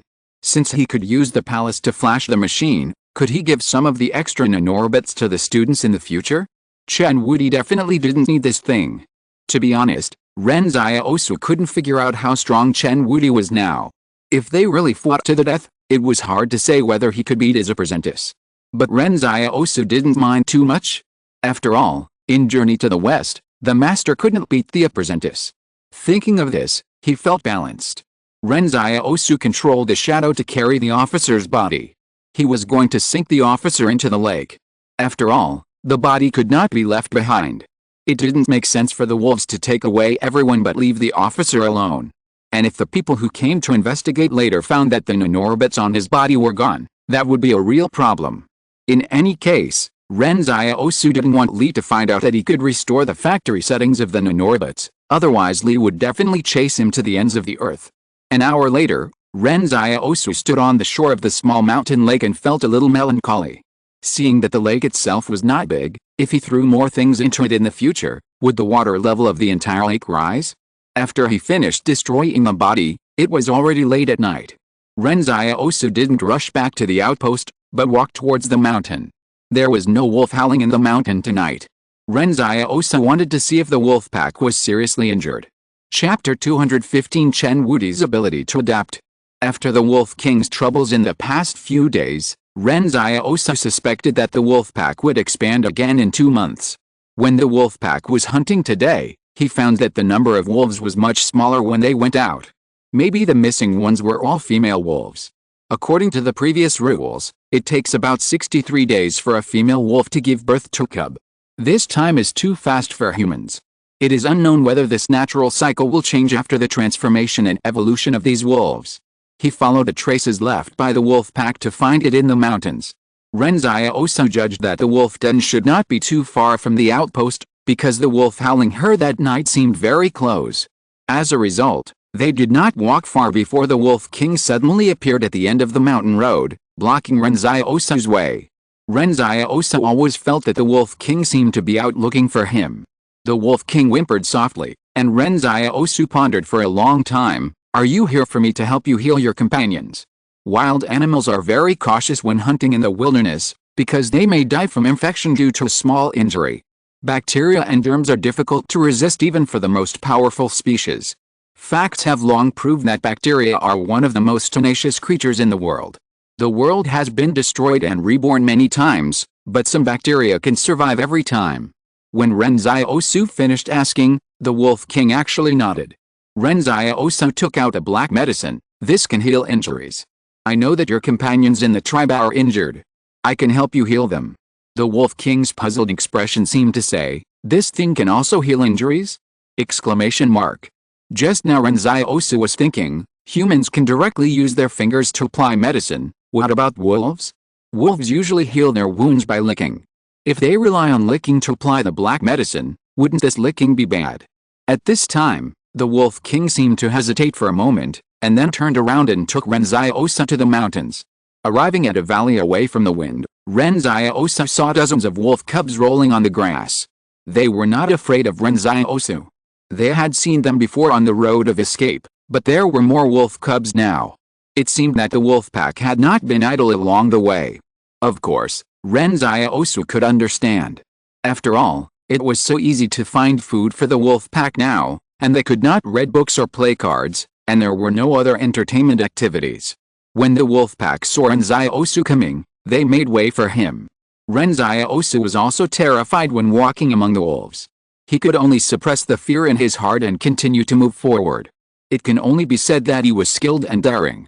If it were someone else, he would not dare to go so deep into the wolf's den. There was a reason why he was the only one who could live well by hunting in the market town. Walking in, Ren Xiaosu saw 6 or 7 wolves lying on the ground gasping for breath, and there was a smell of blood around them. Although the bullets penetrating their muscles could not cause fatal injuries, the long-term pain and bleeding would slowly pull them into the abyss. Ren Xiaosu glanced at the Wolf King beside him and said, I have to take the bullet out of their wounds first. It must be painful. You have to tell them not to bite me. The Wolf King shook his head. Hurry up. Ren Xiaosu squatted beside a wounded male wolf. He took out a pair of small pliers from the storage space. At this time, there was no need to worry about whether to disinfect or not. Anyway, the wolf pack didn't know what disinfection was. To be honest, this was his first time doing this job. While Ren Xiaosu was probing the small pliers into the wound, he observed the reaction of the wolf beside him to prevent the other party from biting him when it hurt. What surprised Ren Xiaosu was that the wolf rolled his eyes in pain, but he didn't even groan. What a hero among wolves, Ren Xiaosu said with emotion. At this time, he had used pliers to find the position of the bullet. The bullet was shallower than he thought, which meant that the muscle strength of these wild wolves was higher than he thought. With a clang, Ren Xiaosu threw the bullet he had taken out onto the stone next to him, and then casually smeared some black medicine on the wound. The moment he applied the black medicine, Ren Xiaosu noticed that the other party's muscles, which were trembling due to pain, began to relax slowly. At this moment, the look in the Wolf King's eyes when he saw the black medicine in Ren Xiaosu's hand changed. When Ren Xiaosu healed the wounds of the 7 wolves, he was already sweating profusely. At this time, he also let go of his fear of the wolf pack. While wiping his sweat, Ren Xiaosu said carelessly, "Remember to send us some more prey when the wounds are healed. We plan to sell the meat inside the barrier. If we make more money, we can have a good new year. Sister Xiao and Limon should buy new clothes." The Wolf King listened silently and ignored Ren Xiaosu. The man and the wolf just walked out of the wolf den. Ren Xiaosu never dreamed that one day he would be able to enter and exit the wolf den so casually. You know, a few months ago, he used the wolf pack as an imaginary enemy. Okay, no need to send them. Ren Xiaosu walked outside. Remember to tell them not to eat spicy food, onions, ginger, garlic. At this point, Ren Xiaosu suddenly paused. He looked at the snowy scenery in the mountains and fields and sighed. He had an occupational disease. Wolves don't eat spicy food. He had only been a doctor for a few days, but he had an occupational disease. It was said that when he was in the market town outside the 113 barrier, he was the only doctor in the market town. It sounded like the hope of the whole village. As a result, he became a veterinarian. But the injured wolves should try to eat less mutton. You have to follow the doctor's advice, okay? After saying that, Ren Xiaosu took a deep breath and looked back at the Wolf King and said, "Remember to send more pheasants with green hair on their buttocks. That thing is better than mutton, it's more fragrant." The Wolf King didn't want to listen to what this chatterbox said, so he turned around and went back to the wolf den. On the way back, Ren Xiaosu felt that this kind of life was actually pretty good. It was much better than being looked down upon in the barrier. However, just when he was about to return to the sentry post, Ren Xiaosu suddenly heard something strange in the sentry post. Everyone should be asleep at this time, so why was there such a big fire? He went over to take a look and saw that everyone was roasting meat around the campfire, and an old man was sitting in the crowd. His gray hair was particularly abrupt. When the old man saw Ren Xiaosu coming, he smiled and said, "You must be Ren Xiaosu. They said you went out to have diarrhea, and it seems that you have had diarrhea for quite some time." Ren Xiaosu had previously told Chen Wudi that if there was an unexpected situation, Chen Wudi could weigh the pros and cons and say that he went out to have diarrhea, and try not to cause a conflict. It seems that Chen Wudi is quite flexible. Ren Xiaosu called Chen Wudi over. "How long have I had diarrhea?" Chen Wudi counted on his fingers. 6 hours. Ren Xiaosu is stunned for a long time, not knowing how to respond. He asked Chen Wudi again, "Who is this?" Chen Wudi thought for a while and said, "The old landowner." Ren Xiaosu felt that he was really confused. How could he ask Chen Wudi about such a serious matter? At this time, Li Qingshan saw him standing there motionless, so he hurried over to pull him to sit down. During this process, Li Qingshan muttered in a low voice, "The Li family's people are also here to investigate the disappearance of the 2 officers. We didn't mention the wolf pack during the day.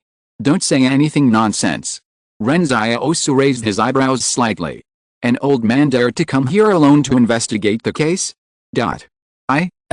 Ask for monthly tickets. Chapter 216 New members of the outpost. When Ren Xiaosu learned that the old man was here to investigate the case of the disappearance of Officer Li, he immediately became alert, but he did not show anything on the surface. Ren Xiaosu sat next to the campfire, and the students next to him handed him a roasted chicken leg. The old man smiled at Ren Xiaosu while eating. Young people nowadays don't pay much attention to their stomachs.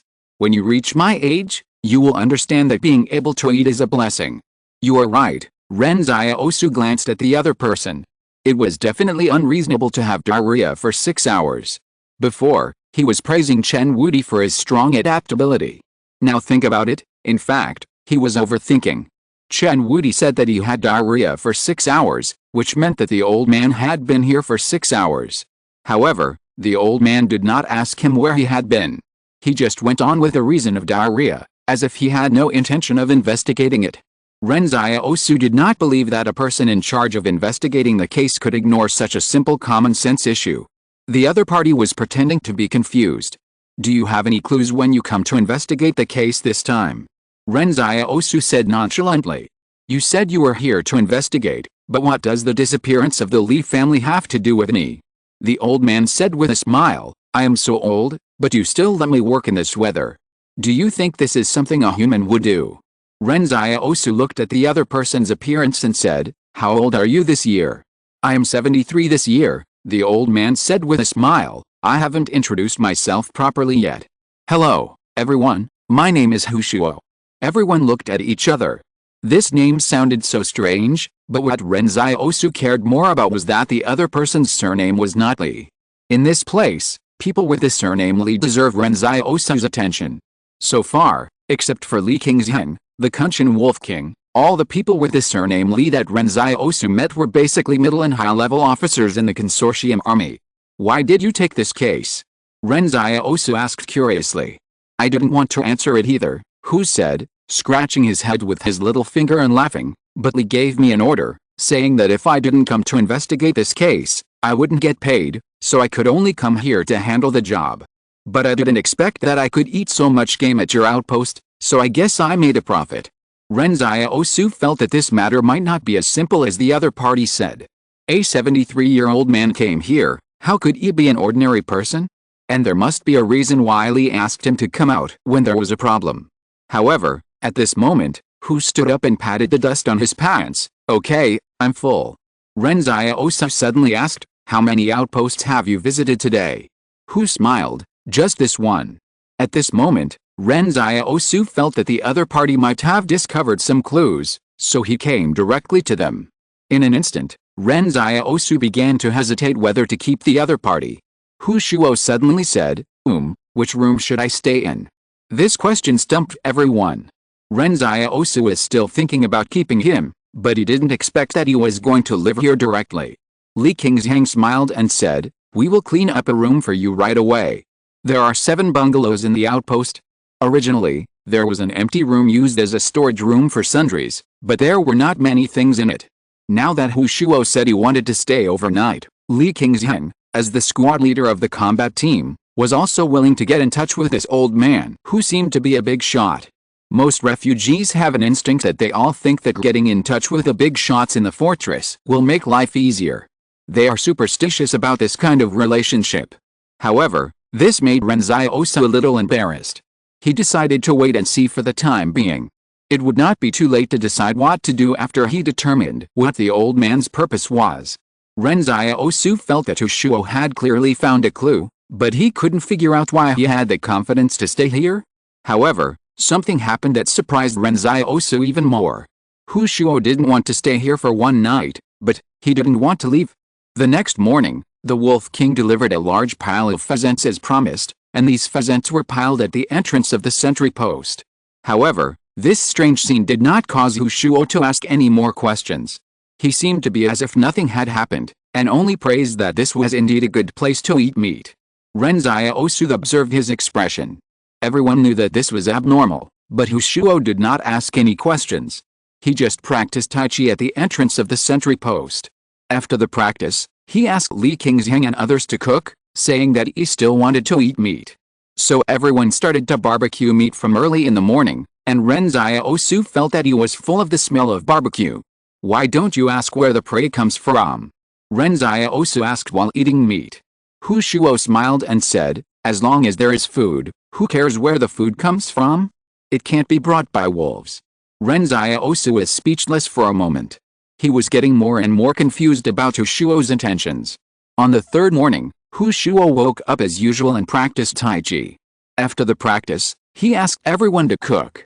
The only difference was that another truck arrived at the foot of Xianshan Mountain, but the soldiers this time were a little special. They actually brought bedding, teapots and other daily necessities, and cleaned up the house for Hu Shuo again. Ren Xiaosu was surprised to find that Hu Shuo was planning to stay here for a long time. While the soldiers were cleaning up the house, Ren Xiaosu was carefully observing whether Hu Shuo told the soldiers some strange things, such as hinting that the other party would bring a large number of troops to encircle this outpost or something, but he didn't.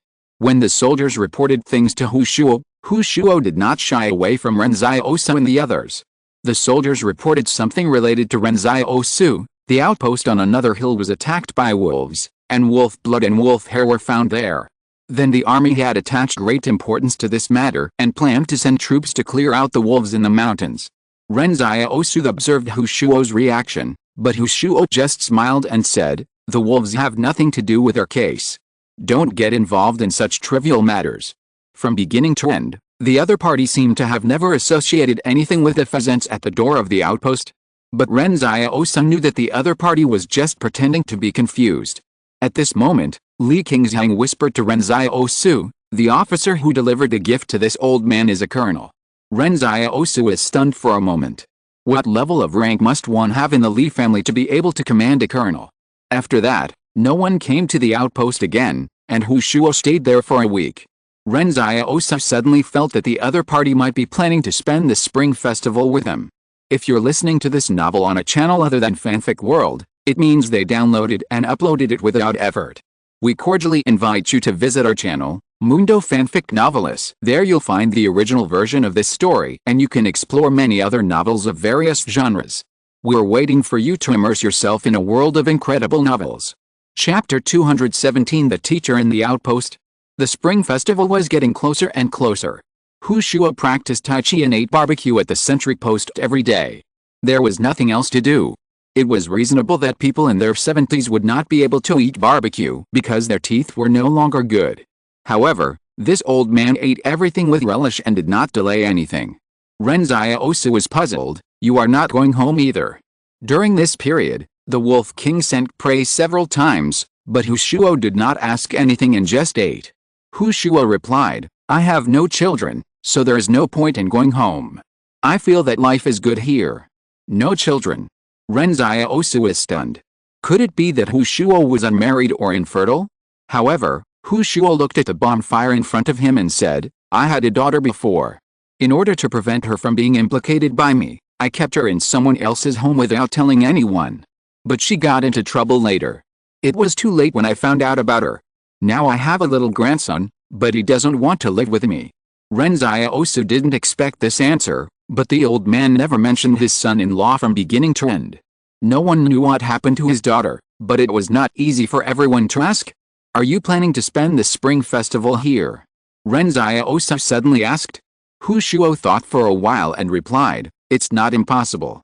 Since you invited me, I can't refuse your kindness." Ren Xiaosu was confused at the time. "Who invited you?" At first, Ren Xiaosu was on guard against this old man every day, in case he really found some clues and called soldiers to wipe out the entire outpost. As a result, nothing happened for so long. How could the other party come here to investigate the case? He just came here for vacation. And he ate and drank for free, and didn't plan to pay at all. These game meats can be sold at a high price in the fortress. You know, although the bigwigs in the fortress have meat supply, they are actually more interested in game meat. Whoever can eat game meat and show off to their friends is a face. Slowly, Ren Xiaosu felt that this old man who always said he was going to investigate the case was a little bit unserious. Ren Xiaosu asked curiously, "Li asked you to investigate the case, but you didn't investigate it. Didn't Li say anything about you? How old am I? Why should I worry about them?" Hu Shuo said as a matter of course, "Besides, there are not many good guys in the younger generation of Li. If they are gone, they are gone." Ren Xiaosu was speechless. He didn't know how to evaluate this old man. Slowly, everyone got used to the reality of having one more person in the outpost, and everyone also slowly found that Hu Shuo was not arrogant and got along very well. After a few days, Hu Shuo suddenly said that he felt embarrassed to eat and drink for free, so why not help everyone do some work? Everyone would definitely disagree with this. "You are already so old. If we ask you to do heavy work like chopping wood and washing pots, what if something happens to you? Where can we go to seek justice?" However, Ren Xiaosu thought that since Hu Shuo had a high rank in the Li group, he should be quite rich. "You think it is definitely not suitable for you to do this heavy work. Why don't you just pay me?" Li Qingxiang was stunned when he heard Ren Xiaosu say this. He didn't expect Ren Xiaosu to dare to ask him for money. Later, Hu Shuo thought about it and said, "You have 8 students here. I see you study every day. Why don't I be your teacher? This way, it won't be free food and free housing. Haha, Ren Xiaosu found that this old man just didn't want to pay. Li Qingzhang and Ren Xiaosu thought that this could be considered as finding something for Hu Shuo to do. Ren Xiaosu wanted to see what tricks Hu Shuo could teach. Moreover, Ren Xiaosu has been feeling depressed recently.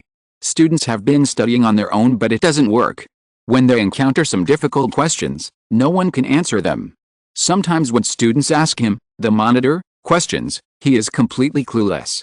Students are a little curious. Monitor, didn't you get 560 points in the exam? How come you don't know anything? Ren Xiaosu doesn't know how to answer such questions. So now that Hu Shuo has decided to take the initiative to become a teacher here, Ren Xiaosu is also happy to see it happen. However, he said, it's not 8 students, it's 9. I am also a student, and I want to attend the class. This time, it was Hu Shuo who was stunned. You are a student. When Hu Shuo chatted with everyone before, no one mentioned this.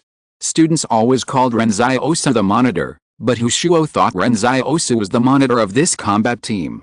Besides, Ren Xiaosu doesn't look like a student. He thought for a while and said with a smile, okay, then I'll teach you 9 people. Hu Shuo was also a straightforward person. He started teaching Ren Xiaosu and the other 9 people that day, so that everyone had something to do. Moreover, Ren Xiaosu found that Hu Shuo seemed to like the feeling of being a teacher. During the break, the students discussed privately. Teacher Hu Shuo made the heavy things seem light, and there was a lot of expanded knowledge. It was much better than the previous math, physics and chemistry teachers. Yes, I didn't expect the old man to be so knowledgeable, said student Wang Yuqi. In fact, Ren Xiaosu also found that the examples Hu Shuo casually gave during the lecture were very easy to understand, and he didn't even need to look at the textbook to talk about it. The knowledge he taught always revolved around the knowledge points in the book, and he could also raise it a little bit.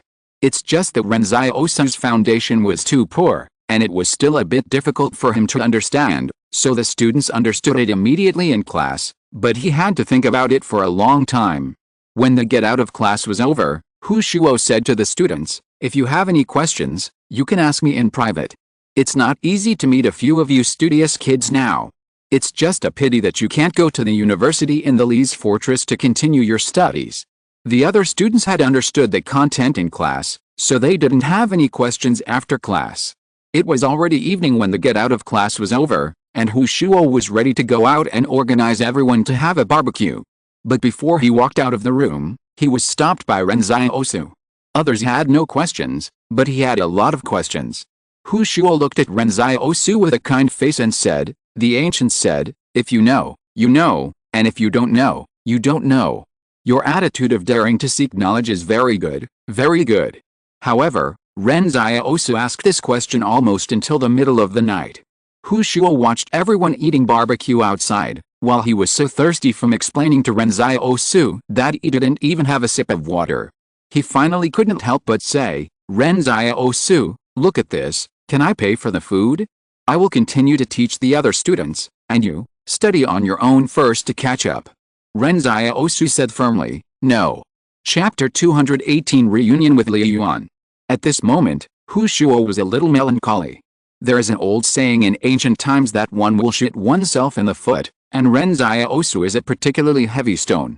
Hu Shuo could not help asking, you have a good life even though you have no knowledge. Why do you want to study so hard? Do you want to go to the university in the fortress? Ren Xiaosu thought for a while and said, I don't plan to go to university. I just want to know the truth of this world. Hu Shuo was stunned by this sentence. After thinking for a long time, he sighed and said, you can always ask me if you don't understand something in the future. Hu Shuo's daily life before was to get up at 6 o'clock in the morning to practice boxing, practice until 7 o'clock to eat, then bask in the sun, chat, eat lunch, eat dinner, and sleep. Now, he gets up at 6 o'clock in the morning to practice boxing, practice until 7 o'clock to eat, then lecture, eat lunch, lecture, and Ren Xiaosu is so angry that he can't eat dinner, and can't sleep because of Ren Xiaosu. During this process, Ren Xiaosu always had a question, what exactly did this old man come to their outpost for? During this period, a consortium troop came to the outpost to investigate the wolf pack attacking the outpost. They planned to ask if there were any discoveries here, but they were sent away by Hu Shuo as soon as they entered the door. Those officers seemed to know Hu Shuo, and left without asking any more questions, and they didn't think there was anything wrong with him living here. This made Ren Xiaosu a little surprised. "Who is this old man?" Exclamation mark. However, he went into the mountains that night and told the Wolf King that they needed to go deeper into the mountains to make a nest, because the Li Consortium might send troops to encircle them. During this period, Ren Xiaosu wanted to ask Hu Shuo where the 88 barrier was. He thought Hu Shuo must know it. However, now it depends on the relationship between the Li and Yang families. He was worried that if he asked, the other party would think he was collaborating with the enemy. Although everyone got along well, Ren Xiaosu felt that their relationship with Hu Shuo was not yet to the point where they could trust each other. Seeing that the new year was approaching, Li Qingshan pulled Ren Xiaosu and muttered, "We have run out of salt. We must go to the market town. We need to buy some New Year's goods." Other outposts were so poor that they could hardly afford to eat, and the supplies were getting less and less, but in Ren Xiaosu's outpost, everyone was eating greasy food. They were tired of eating meat every day and wanted to change their taste and eat some vegetables. There was a small piece of land behind the outpost where vegetables could be grown, but in this weather, they had to build a plastic greenhouse to grow vegetables, and they didn't have the materials to make a shed. So Li Qingshan discussed with Ren Xiaosu and went to the market town. This was exactly what Ren Xiaosu thought, and he had been waiting for this day for a long time. Before leaving, Ren Xiaosu told Chen Wudi not to let Hu Shuo leave the outpost, and if he left the outpost, he should follow him and see what he was going to do. When Hu Shuo heard that Ren Xiaosu and his friends were going back to the market town today and might stay in the market town for one night, he was almost moved. To be honest, at Hu Shuo's age, it's not easy to be moved. After all, they have seen a lot of things. What scenes have they not seen? But today, he felt a real touch of emotion in his heart. Hu Shuo said to Ren Xiaosu, "You should buy more New Year's goods. Don't rush back." Suddenly, Ren Xiaosu was a little surprised. Everyone seemed to have gotten used to having such a strange old man living in the outpost. Even Hu Shuo himself seemed to have gotten used to it. How did all these changes happen? It takes about 3 hours to drive from the outpost to the market town. The distance is not far, but not close. The nearby factories are still busy working. Li's sophisticated and huge machine has been fully started, but no one knows where its chariot will go. Along the way, Ren Xiaosu and Li Qingshan saw trucks carrying goods frequently going back and forth between the barrier and various factories, which was very lively. The car broke down once, but Li Qingshan was an expert at repairing cars. He opened the hood and tinkered with it for a few times, and the old troop transport truck was able to start on the road again. Ren Xiaosu had been separated from Yan Liwen and the others for more than half a month. Now he just wanted to find Yan Liwen and Wang Fuget in the market town to ask about their recent situation and see if there were any difficulties. Li Qingshan was quite excited, as if an exiled prisoner had finally returned to a prosperous city. He kept muttering along the way that he would definitely find his old lover in the market town tonight to reminisce after they sold the meat. When he arrived at the market town, Ren Xiaosu looked at some refugees who had just gone to the slaughterhouse to cut some pigskin and fat meat and went home, and looked at some children who took some cheap candies from adults, and suddenly felt the atmosphere of the upcoming festival. In this wasteland, even people who struggle to survive on weekdays will still try their best to buy new clothes for their children during festivals, buy them a handful of candies, and make delicious dumplings. The world has been destroyed, but this does not mean that people in the wasteland have no right to be happy. Humans have always been the species that can find joy in adversity, and they are tough and tenacious. Those who predicted that after the disaster, humans will fall into a completely cold and cruel world, in fact, do not understand humans. Of course, the night in the market town is still not so safe, and there are always people who want to get something for nothing, but this is not inconsistent with happiness. When Ren Xiaosu and his companions arrived at the intersection of the market town, they saw Yan Liwen squatting at the intersection and looking eagerly. Ren Xiaosu quickly leaned out of the window to greet him. "Liwen, why are you squatting here?" Yan Liwen's eyes lit up when he saw Ren Xiaosu. "Brother, you are finally back. Haha, a magpie landed in the yard early this morning, and I thought you would definitely come back to the market town, so I waited for you here." However, Ren Xiaosu felt that the truth might not be like this. What magpie or not, there is no such coincidence in the world. Yan Liwen must have been guarding here every day after he left, so there was such a coincidence today. Ren Xiaosu opened the car door and pulled Yan Liwen to the co-pilot. The co-pilot seat of the truck is very wide, and there is no problem for 3 people to sit. Ren Xiaosu asked, "Where do you live now?" Yan Liwen smiled and said, "We bought a row of brick and stone houses near the gate of the rampart, and now we live there." Uncle Fuga's grocery store has also reopened. He said that he has found a way inside the rampart and has a good relationship with the managers in the market town. Old Wang is really a talent, Ren Xiaosu exclaimed. He was praising sincerely. No matter where Wang Fuga went, he could quickly handle interpersonal relationships well, thereby making their lives greatly convenient. Please give me a monthly ticket. Please give me a monthly ticket. Chapter 219, Women's Friend Yan Liwen. Under Yan Liwen's guidance, Li Qingshan drove the truck to the market town. He was a little confused. How could this group of refugees from other places gain a foothold in the market town so quickly? And they even bought the masonry houses closest to the barrier gate? They even bought 2 houses at once. However, he recalled that when Wang Fuga bribed him earlier, he gave him 100 antibiotics and several watches at once. These things were still in his bag and had not been sold for cash. How could ordinary people afford such a large bribe? Now Li Qingshan was thinking that he and Ren Xiaosu were friends, and the outpost had found a legitimate livelihood. Should he return the bribes he had received before to Ren Xiaosu?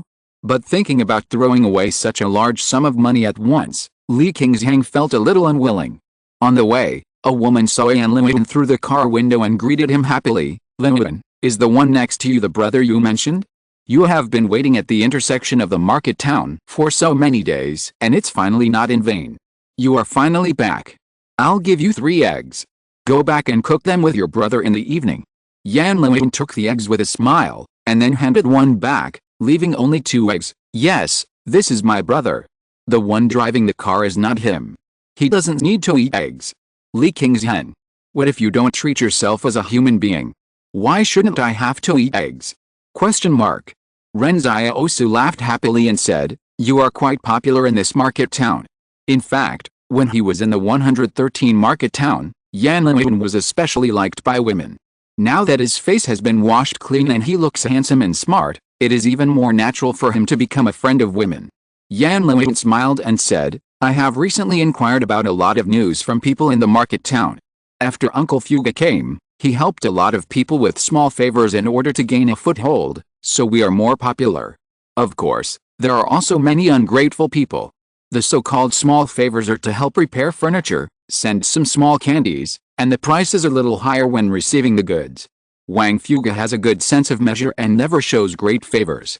In Wang Fuga's view, great favors will not only not make people friends, but will easily offend people. Moreover, showing great favors is useless. When it comes to a crisis, few people can repay the favor. Most people will take advantage of the situation. Wang Fuga is just trying to make things easier in the market town. He doesn't expect anyone to help him in times of crisis. It's better to rely on himself than on others. No, it's better to rely on Ren Xiaosu than on others." When Ren Xiaosu heard Yan Liwen say that he had inquired about a lot of news, he asked curiously, "What news?" Nowadays, there are military camps everywhere not far from the outskirts of the market town, and troops with different numbers are constantly rotating back and forth. Yan Liwen said, "It is said that the Li family's troops who went to the 109th rampart to eliminate the experimental subjects failed in the battle. The first batch of troops has withdrawn, and lost a small half of the people. How did you get this news?" Ren Xiaosu frowned. Those soldiers were stationed next to the market town, and they couldn't help but look for lovers, and the single women were happy to find a soldier from the consortium as a backer. Yan Liwen said, "Sometimes they would talk about these things with women. It is said that their attack was very smooth at the beginning, but they were dragged into street fighting by the experimental subjects and immediately collapsed, and the forward base was also destroyed by the experimental subjects. Now they are planning to send more troops and use heavy firepower. Even if they destroy the rampart, they have to destroy the experimental subjects." This result is also more in line with Ren Xiaosu's guess.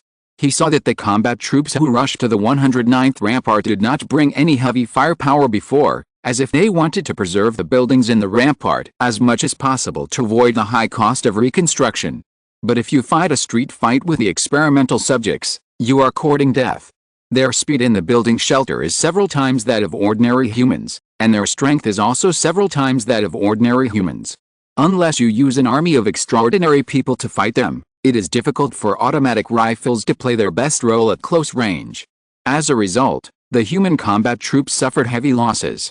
Now that Li has made up his mind, Ren Xiaosu estimates that the experimental subjects are likely to encounter a tough opponent. As a human being, Ren Xiaosu certainly hopes that Li can clean up this cancer of experimental subjects. Even the most evil people have a little humanity, but the experimental subjects have nothing. There's one more thing, Yan Liwen said. After the school in the market town learned about teacher Jiang Wu's identity, they wanted to ask her to be a substitute teacher, but she refused because she said she was the only extraordinary person in her family and she had to look after the house. Well, Ren Xiaosu nodded. From this point of view, Jiang Wu was still trustworthy. Any other news? Yan Liwen thought for a while and said, by the way, the fire company seems to have left some people here. Although we don't know where they are, we often see flyers in the market town overnight, just like what we saw in Barrier 109. Fire company? Ren Xiaosu frowned. Because Li Qing was there, Ren Xiaosu couldn't tell Yan Liwen too much. But he had seen the nature of the fire company. If the other party knew there was an extraordinary person nearby, they would definitely spare no effort to capture him. He was not too scared. After all, he felt that the fire company was very weak in the last fight, but it would be dangerous if Jiang Wu was exposed. We're here, Yan Liwen pointed at the two brick courtyards and shouted excitedly, this is it. When Li Qingzhang stopped the car, Yan Liwen jumped out of the car and rushed out, Sister Xiaoyu, Teacher Jiang Wu, look who's back. With this shout, many people rushed out of the courtyard before Ren Xiaosu got out of the car, including Sister Xiaoyu, Jiang Wu, and female students. Li Qingzhang's eyes widened at this scene. He thought that Ren Xiaosu was so lucky. He was simply a role model for men. Ren Xiaosu smiled at Wang Fuge and said, there are prey we brought from the mountains in the back of the car. You can calculate the price and pay it to squad leader Li. There is also a part that is free. It is the New Year's goods brought from the mountains for you. Wang Fuge and the others were stunned for a moment. Everyone thought that Ren Xiaosu was indeed Ren Xiaosu. He ran so far to be a sentinel, and he could bring them meat when he came back. Wang Fuge smiled and said, there are many troops nearby and they are short of meat. This meat can definitely be sold at a good price. Wang Fuge walked to the back of the troop transport truck and took a look inside. He was stunned by what he saw, so many. Ren Xiaosu handed him a list, this is what we need. You should also prepare it, salt, seasoning, clothes. Okay, I'll take care of it. You go in and rest first. Wang Fuge smiled and said, you don't have to worry about this kind of thing yourself. Li Qing was watching this scene from the side. He used to think that Wang Fuge was the backbone of this team, but now it seems that everyone listens to Ren Xiaosu. How old is this boy? Why does even a savvy businessman like Wang Fuge have to listen to him? Chapter 220 Li Shenden's Gift. After entering the yard, Sister Xiaoyu looked around Ren Xiaosu. She wanted to say something like, Ren Xiaosu, you have lost weight. But after a while, she found that Ren Xiaosu seemed to have gained some weight. She pulled Ren Xiaosu to the yard and said, I have prepared a lot of delicious food for you, and a new set of clothes for each of you for the new year. The weather is cold, so you should change your quilts to thicker ones. You don't have to worry too much about home. We have everything. Ren Xiaosu followed her and smiled without saying a word. In fact, Sister Xiaoyu was the softest person in the family. She didn't seem to have much presence on weekdays, but without her, the family felt a little less warm. Ren Xiaosu asked, is there anything going on at home recently? Is anyone causing trouble? This time, Ren Xiaosu also thought that if Yan Liwen and the others encountered any trouble, he would solve the trouble before leaving. It's not a big problem. The market town is in chaos now. The eyes of those consortium soldiers are like wolves. So on weekdays, Lao Wen goes out to deal with things, and we don't go out, Sister Xiaoyu explained, this way we won't attract bad guys. Well, that's the only way. Ren Xiaosu felt that Sister Xiaoyu and the others were still very vigilant, so he said to the female students around him, you all learned from Sister Xiaoyu. I'll give each of you a knife for self-defense in the next 2 days. If someone really harasses you, just stab him with a knife. A female student hesitated and said, "We are girls." Ren Xiaosu thought for a while after hearing this and said, "Then let Lao Wang help you paint the knife pink."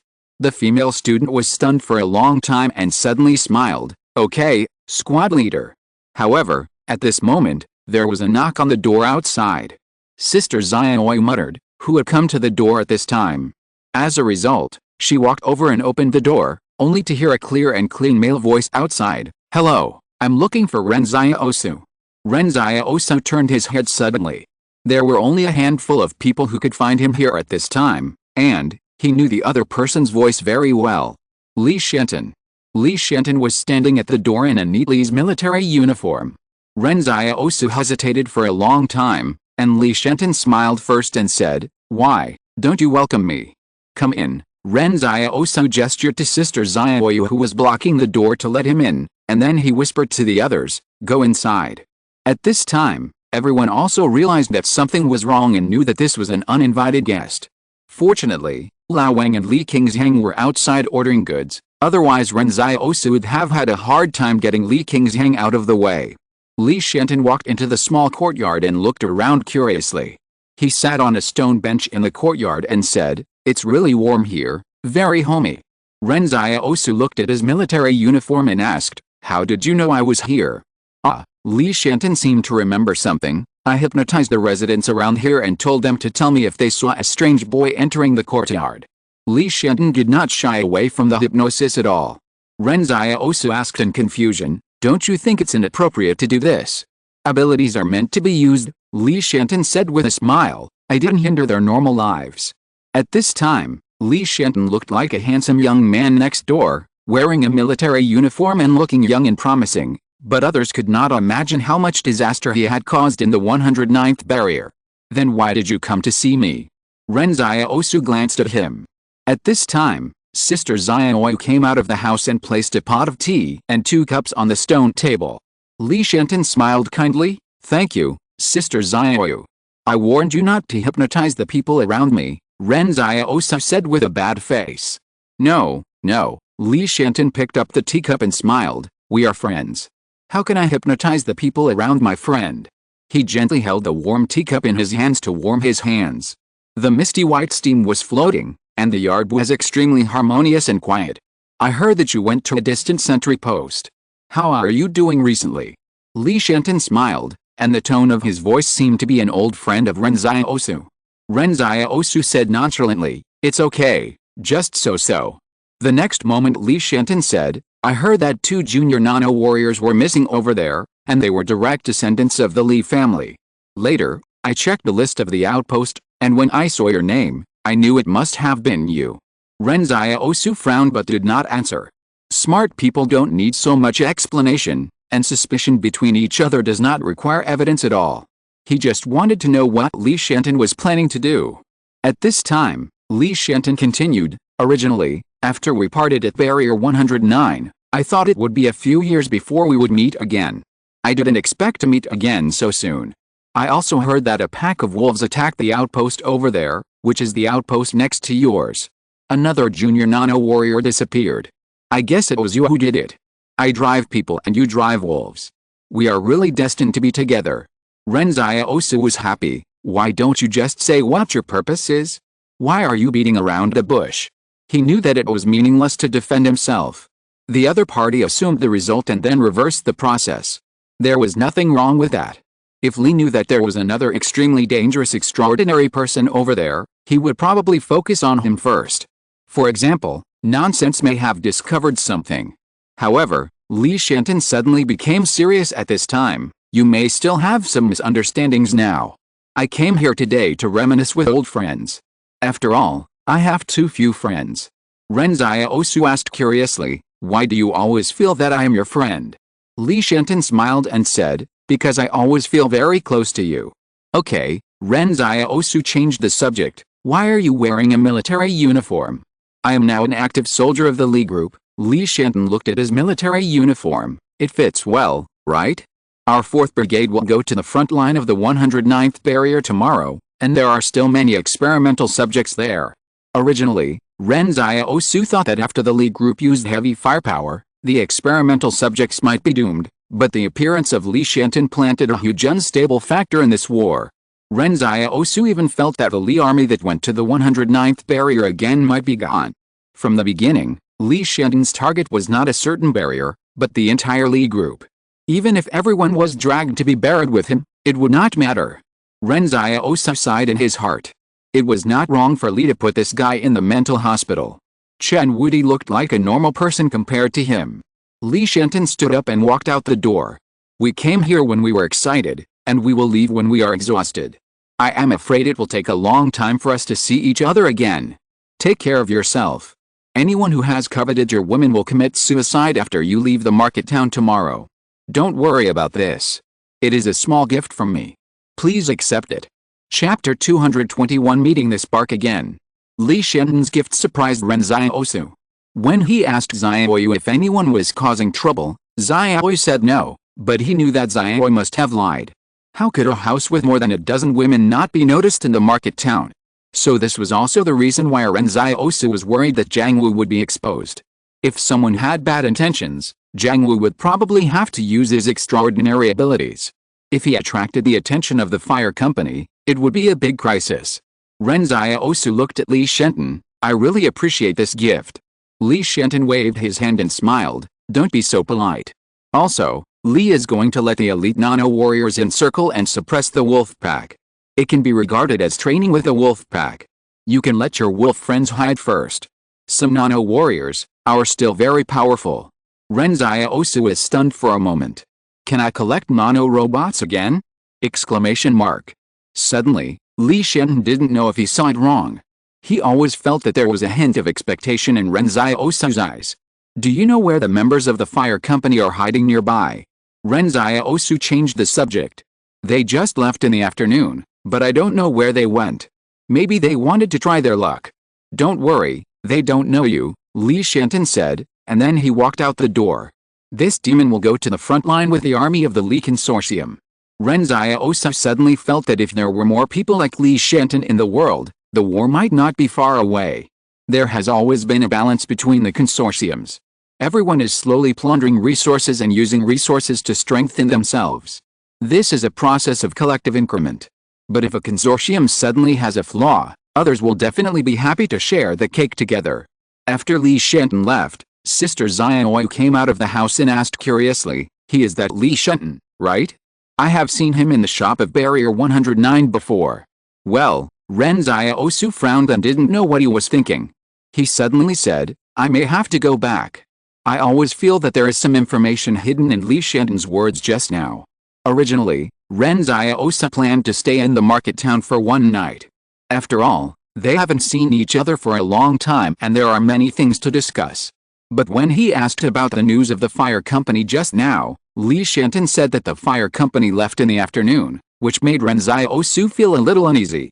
Yan Liwen was stunned for a moment and asked, are you leaving now? Yes, Ren Xiaosu sighed, there is still a month before the new year.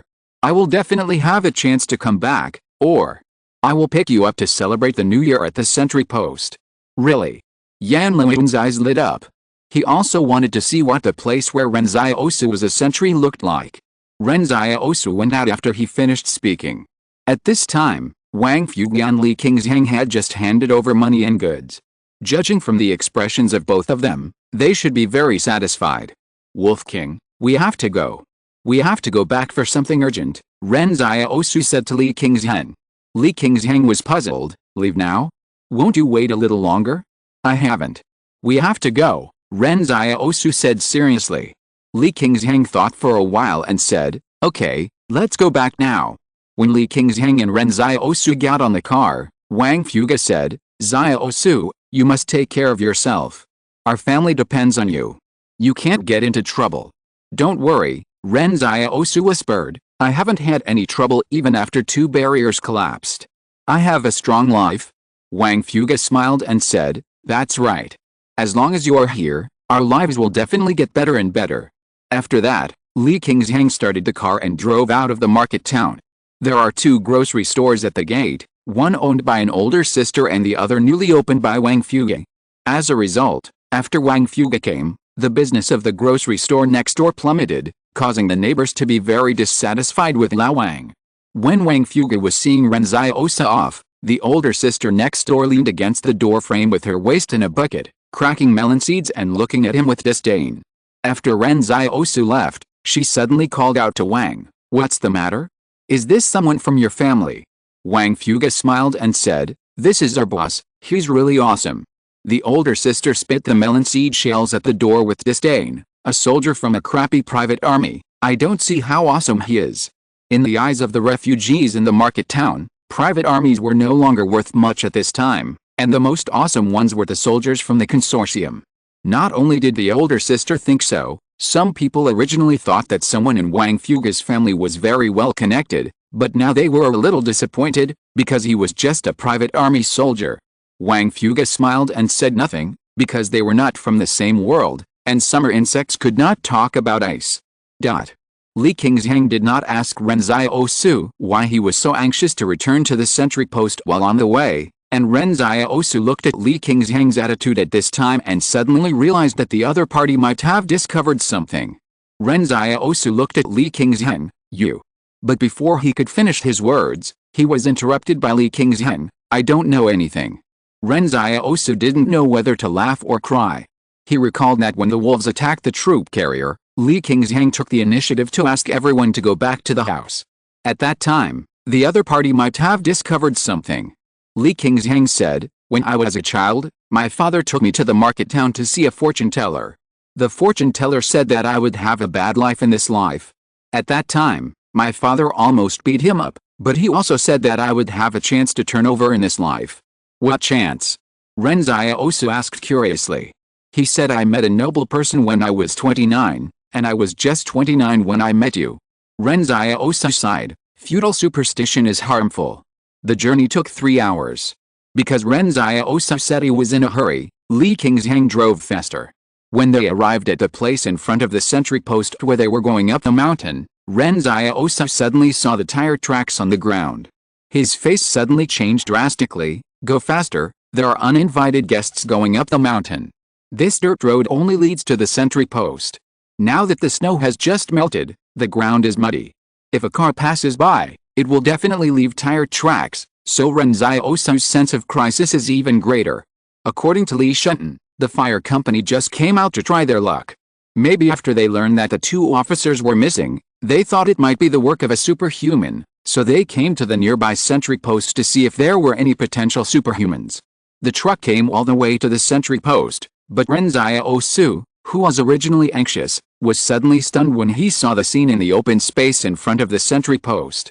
I saw Hu Shuo sitting leisurely beside the campfire, eating barbecue with others, while 5 strangers were kneeling in a row next to him, with wounds all over their bodies. One of them was coughing up blood while kneeling there. The moment Hu Shuo saw Ren Xiaosu, his face changed drastically. "How come you came back so soon?" "It's time to ask for monthly tickets again." Elbow, ask for monthly tickets. Chapter 222, Hu Shuo's Strength. The scene by the bonfire in front of the outpost was really weird. On one side, people were eating barbecue with laughter and joy, while on the other side, 5 people were kneeling in a row and dared not move. It was too miserable. These 5 people were really miserable. Ren Xiaosu got off the car and saw that, as he had guessed, the 5 people's clothes were all embroidered with small fire patterns. In fact, there was nothing wrong with the direction of the fire company's investigation. They guessed that the disappearance of the 2 nano-warriors might be caused by the extraordinary, so they came here to try their luck. This judgment was already very accurate. Ren Xiaosu was not wrong.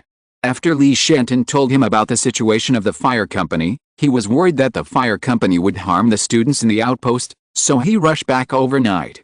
There was nothing wrong with that. The only surprise was that neither fire nor Ren Xiaosu expected that the old man Hu Shuo was so powerful.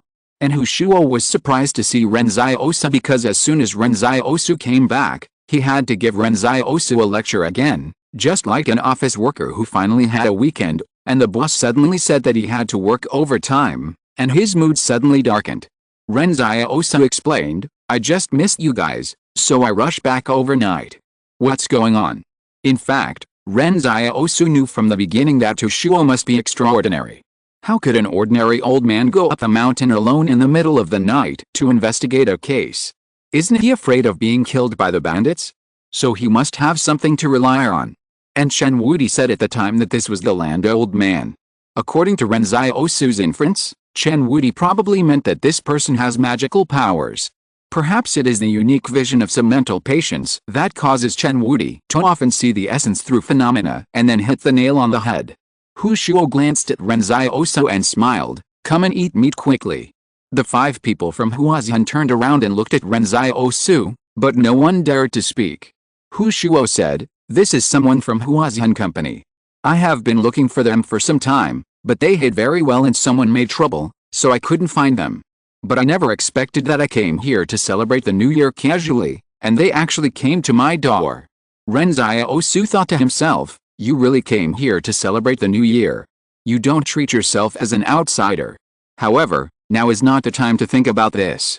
Ren Xiaosu found that ordinary people would be wary or disgusted when they saw the fire company, but Hu Shuo actually felt a sense of surprise when he saw the 5-member team of the fire company. "Why are they here?" Ren Xiaosu asked. At this time, Hu Shuo said with a smile, "Maybe they are the culprits who killed the 2 officers of the Li family." The people of the fire company were anxious when they heard this. "We are also here to investigate this matter. We didn't kill them. Did I let you speak?" Hu Shuo said with a glare. The 5 people of the fire company quickly shut up. Ren Xiaosu whispered to the people around him, who saw the fight at that time. The students shook their heads. Only Brother Wudi was outside at that time, and we were all studying in the room. So Ren Xiaosu asked Chen Wudi, "What happened between them just now? Describe it to me." He asked this because he wanted to infer what kind of strength Hu Shuo had through the description of the battle. Chen Wudi recalled the battle scene and said, "Fuck. Ren Xiaosu." At this time, Ren Xiaosu was still waiting to hear the next part, but he found that Chen Wudi had already started to eat meat again. So Chen Wudi's description of the whole fight process was just fuck! Exclamation mark. Can you make up for your cultural studies? Ren Xiaosu was a little melancholy. How could he judge Hu Shuo's ability through his description? However, he could get a little information that when Hu Shuo made a move, even Chen Wudi was surprised by Hu Shuo's strength. Is he stronger than you? Ren Xiaosu asked Chen Wudi. Chen Wudi thought for a while and said, "Not yet." "You are quite confident." Ren Xiaosu sighed. Asking Chen Wudi about serious matters would probably only make him more confused. "I often see Hu Shuo getting up early to practice boxing during this period. Could it be that his boxing skills are good or something?" At this time, Ren Xiaosu looked at Hu Shuo and asked, "Are they the murderers who killed the 2 officers?" Hu Shuo said seriously, "Yes, tomorrow is the deadline that Li gave me to investigate this case. We have been looking for the murderer here, and we have been working so hard but have not found the murderer. So they can only be the murderer." Ren Xiaosu was shocked at the time. "How could you be so tired? You are just eating meat on vacation. You old man have never taken the murderer seriously." However, Ren Xiaosu is absolutely happy to see the combat team of Huazian Company being pushed up as a scapegoat. Anyway, it's fine as long as he's not caught. But Ren Xiaosu always feels that Hu Shuo probably discovered something. Everyone is not a fool. It is not reasonable to say that the other party went out for diarrhea for 6 hours on the first day he came. Moreover, the Wolf King has been sending prey here. Even a fool can understand that there is an unclear relationship between this outpost and the wolf pack. Ren Xiaosu did not take any chances. Now everyone just knows each other tacitly. But when Ren Xiaosu thought of this, he suddenly wondered what Hu Shuo's purpose was. Just to eat meat in peace, how is that possible? But there must be an interrogation process. Ren Xiaosu asked doubtfully, "What if they refuse to admit it? If they die, there is no way to deny it." Hu Shuo said calmly, "Isn't this the true meaning of refusing to admit it?" When the combatants of the Spark Company heard this, they knew that they could not survive at all. How could they be willing to wait for death when they have strength beyond ordinary people? Question mark. In an instant, the 5 people stood up and fled down the mountain at the same time. They had never thought of attacking Ren Xiaosu and Hu Shuo. They couldn't beat Hu Shuo alone, and now there was an unknown Ren Xiaosu, so their only way to survive was to escape. When the spark fled, Hu Shuo sat there without moving. Ren Xiaosu saw that Hu Shuo didn't move, so he didn't move either. Ren Xiaosu said with a smile, "Aren't you going to chase them?" Hu Shuo laughed, "How can I chase them with my old arms and legs? Why don't you chase them? The Sparks are all extraordinary people, how dare I, an ordinary person, chase them?" Ren Xiaosu said with a fake smile. Seeing that the Sparks company's people were getting farther and farther away, the two people just sat there, not chasing anyone. The people from the Sparks company looked back and saw the scene and were overjoyed. They didn't expect that no one would chase them. When they ran to the mountainside, a piece of grass on the mountain road moved, and gunfire suddenly burst out from under the bunker. In just a blink of an eye, a reorganized combat team rushed out from the shadows of the forest, catching the 5 people who were already very tired off guard. Ren Xiaosu heard the gunshots on the mountainside and thought that he didn't know when these people had ambushed them. Chapter 223, Refusing to Admit. Hearing the gunshots on the mountainside, the others were already a little impatient and ran to the sentry post to look down. Hu Shuo was still sitting there eating meat calmly. He asked, "You guys came back in such a hurry today. Have you bought enough seasonings? Game is delicious, but it's always too choking to have only salt. Seasonings are the real thing." Ren Xiaosu glanced at him and said, "I bought them all." This time, Li Qingzhang's deal with Lao Wang was relatively successful. Not only did he bring back enough salt to pickle bacon, but he also brought back rice vinegar, star anise, and peppercorns. In fact, peppercorns are not rare goods. You can pick a lot of them in the wilderness. When Li Qingzhang was buying and selling things, he felt that doing business with Lao Wang was much easier than selling bacon slowly by himself. At this time, someone from the combat team came up and said to Hu Shuo, "All 5 have been killed." "Okay," Hu Shuo nodded, "take them to Bilu and tell them to be careful of the Spark Company. The Spark Company is a force that will kill anyone it can and will never kill a good person by mistake." "Got it," the man led his men away after receiving the order. But Ren Xiaosu was a little confused when he looked at this group of people. The other party was not wearing the combat uniforms unique to the Li Consortium troops, but they were much more powerful than the private troops. What kind of combat sequence was this? Hu Shuo laughed as he ate. "Finally I've finished a task, I feel a lot more relaxed. You don't know, this matter has been weighing on my mind for the past few days and it's really made me eat and sleep poorly." Ren Xiaosu asked the students next to him, "What did you talk about in class today? Lend me your notes so I can catch up on the progress and ask Mr. Hu if I don't understand before he goes to bed." As soon as he said this, Hu Shuo immediately stood up. "Ha ha ha ha, I'm sleepy, I'm going to bed." After Hu Shuo entered the house, Ren Xiaosu asked the others to move all the things on the truck into the house, and distributed the winter clothes prepared by Sister Xiao to everyone. Chen Wudi went back to the house and changed into new clothes happily. These things were prepared for Ren Xiaosu, Chen Wudi and the other 8 students. Li Qingzhang was a little depressed when he saw this scene. It's great to have family. After midnight, Ren Xiaosu quietly walked into the mountains alone. He wanted to remind the wolf pack again not to let those nano warriors attack them. After all, the wolves now have families with them. What if the elite troops of the Li family attack and the wolves don't have time to take the wolf cubs with them when they flee? Would that be a pity? He hadn't walked far into the mountain when he saw the Wolf King waiting on the mountain path. The Wolf King was very understanding when he saw him and took him directly to the wolf den. Ren Xiaosu muttered, "Their injuries should be almost healed. Have they eaten according to my doctor's advice?" The Wolf King ignored him. When they arrived at the wolf den, the wolves seemed to be more friendly to Ren Xiaosu this time. Ren Xiaosu first checked the wounds of the wolves and was relieved when he saw that they had healed. He sat on a big rock and said, "It seems that the Li family is going to send elite soldiers to practice with you. Are you sure?" The Wolf King looked at him with some disdain. Ren Xiaosu said seriously, "Those are super soldiers carrying nanorbits, who are here to encircle and suppress you. The Li family is not stupid. They must have something to rely on if they dare to encircle and suppress you." The Wolf King was still disdainful. "Okay," Ren Xiaosu said with emotion, "then don't eat them after you kill them. There are nanorbits in them. If you eat them, you may have diarrhea. When the time comes, you can hide the bodies and leave them to me. I will exchange them with black medicine." When the Wolf King heard the word black medicine, his eyes seemed to light up. "But you must move your wolf den farther away," Ren Xiaosu said. "After all, your little wolf cubs can't run fast.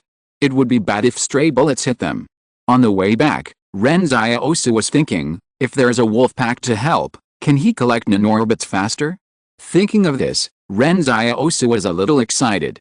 The next morning, everyone was busy taking out the meat that had been stored before to make bacon. After all, there was not enough salt before, so the bacon making work was temporarily stopped. A group of old men set up a few tables in front of the outpost. They were all sweating from exhaustion, but when they thought that this was the source of their improved food, everyone felt particularly fulfilled. If someone who didn't know the truth went up the mountain and saw this scene, they might mistakenly think that this was a bacon workshop instead of an outpost. Everyone's guns were thrown in the house, and some people hadn't even touched their guns for several days. To be honest, if it wasn't for survival, no one would be willing to come to this broken place to serve as a soldier, and everyone didn't have a sense of belonging to the Lee group. Nowadays, everyone has no faith or feelings, and just wants to survive. So having meat to eat is better than anything else. Someone said with a smile, next spring, let's go to the mountains to get some grape seeds and plant them on the open space behind the post. When we harvest the grapes in summer, we can make our own wine. Yes, build a grape rack and plant some garlic, onions, cucumbers and carrots next to it. In summer, we can make a salad of mashed cucumbers and carrots to go with wine. Life will be comfortable. There were laughter and joy in front of the post. The severe cold of winter seemed to have dissipated a little. As the year was coming to an end, everyone's mentality was different and they thought about everything in a festive way. Ren Xiaosu said, there's something. I have some family members in the market town. I want to drive a truck to pick them up to live together during the new year, but the house is definitely not big enough. Let's work hard and build a wooden house in the next few days. Is there anyone who is good at carpentry? Me. Li Qingzhang said with a smile, I did carpentry work for 2 years before. I am very familiar with this. Okay, after the meat is pickled, we will help Ren Xiaosu build a house, someone said with a smile. This man was a refugee who fled with Ren Xiaosu. When he first arrived at the outpost, he was bullied by Li Qingzhen. But later, everyone integrated into a group and the rift gradually faded. At a certain moment, Ren Xiaosu thought that it was actually quite good to live in the mountains with just a few people and be self-sufficient. At this moment, Guangdian suddenly said, start the side quest. If there is no death in the wolf pack within 7 days, a new product in the vending machine will be unlocked, seeds. Ren Xiaosu was stunned when he heard this. Was it because he wanted to be self-sufficient in the mountains, so Guangdian opened the side quest related to seeds at the right time? But Guangdian didn't say what could be grown from these seeds. Is there something magical about it? If you're listening to this novel on a channel other than Fanfic World, it means they downloaded and uploaded it without effort. We cordially invite you to visit our channel, Mundo Fanfic Novelis. There you'll find the original version of this story and you can explore many other novels of various genres. We're waiting for you to immerse yourself in a world of incredible novels. Chapter 224 Encircle and Suppress the Wolf Pack. The rewards for the palace's side quests have always been extraordinary. The first reward was a black knife, and the second reward was a blasting poker. So far, Ren Xiaosu's gratitude points have slowly climbed to 460, but no one knows that he actually exchanged for blasting pokers several times in the middle, nor does anyone know that he holds several portable mind bombs in his hand. Now the palace has issued another task, but it turns out that this reward has nothing to do with lethal weapons. It's just a small seed, but Ren Xiaosu attaches great importance to it. Seeds are hope, and Ren Xiaosu only hopes that it will not disappoint this side quest. If this seed is really magical enough, maybe Ren Xiaosu can really find a place to be self-sufficient. However, protecting the wolf pack from death within 7 days is probably not such an easy task. It seems that I must pay more attention to these nano warriors. If I miss this task, what should I do if the palace no longer issues side quests related to seeds in the future? While everyone was pickling bacon, Hu Shuo was slowly doing boxing on the side. Ren Xiaosu suddenly seemed to think of something and asked, are you practicing by doing boxing? Practice. Hu Shuo looked at Ren Xiaosu and smiled, it's just self-cultivation. Don't think too much. Ren Xiaosu really wanted to know what Hu Shuo's ability was. In fact, Hu Shuo didn't hide anything, but the person who witnessed Hu Shuo's fight was Chen Wudi, which made Ren Xiaosu speechless. Before, Li Qingzhang said that he had learned boxing since he was a child. Ren Xiaosu felt that it was almost the same as feudal superstition. But Hu Shuo's boxing every day was so vigorous that sometimes Ren Xiaosu doubted whether Li Qingzheng really had a powerful boxing method. However, at this moment, more than 10 off-road vehicles rushed up from the foot of the mountain. Everyone stopped what they were doing when they saw those off-road vehicles. "Put everything away," Li Qingzheng whispered. They were definitely not doing their job by pickling bacon. After all, reconnaissance and surveillance were their main jobs. If they were patrol officers, they would definitely be dissatisfied. But Ren Xiaosu knew that these were not patrol officers. The dozen off-road vehicles came at lightning speed, looking aggressive. It seemed that this outpost was particularly busy. Originally, everyone thought that they would not see a stranger in this remote outpost for half a year, but now people come every now and then. What happened? Ren Xiaosu watched quietly, and he found that Hu Shuo had walked into the house at some point, as if he didn't want to meet these people. But he saw more than a dozen off-road vehicles stopped at the gate of the outpost, and there were 4 people in each car, wearing combat uniforms, and all of them were officers. Ren Xiaosu and his men were also soldiers, but they were all dressed in strange clothes, and they didn't even have a few sets of military uniforms, while the other side was wearing neat uniforms, forming a sharp contrast between the two sides. It seemed that Ren Xiaosu and his men were actually more like a cooking class, and they were almost wearing white aprons. But what surprised Ren Xiaosu and his men was that there were people they knew among these officers. To be precise, it was someone the refugees knew. When the miscellaneous soldiers went for the physical examination, one person in the team passed the test of synchronization and coordination. Now the other party has upgraded his weapons and become an officer of the Li group. Ren Xiaosu vaguely remembers that this refugee who has risen to fame is called Lin Qi.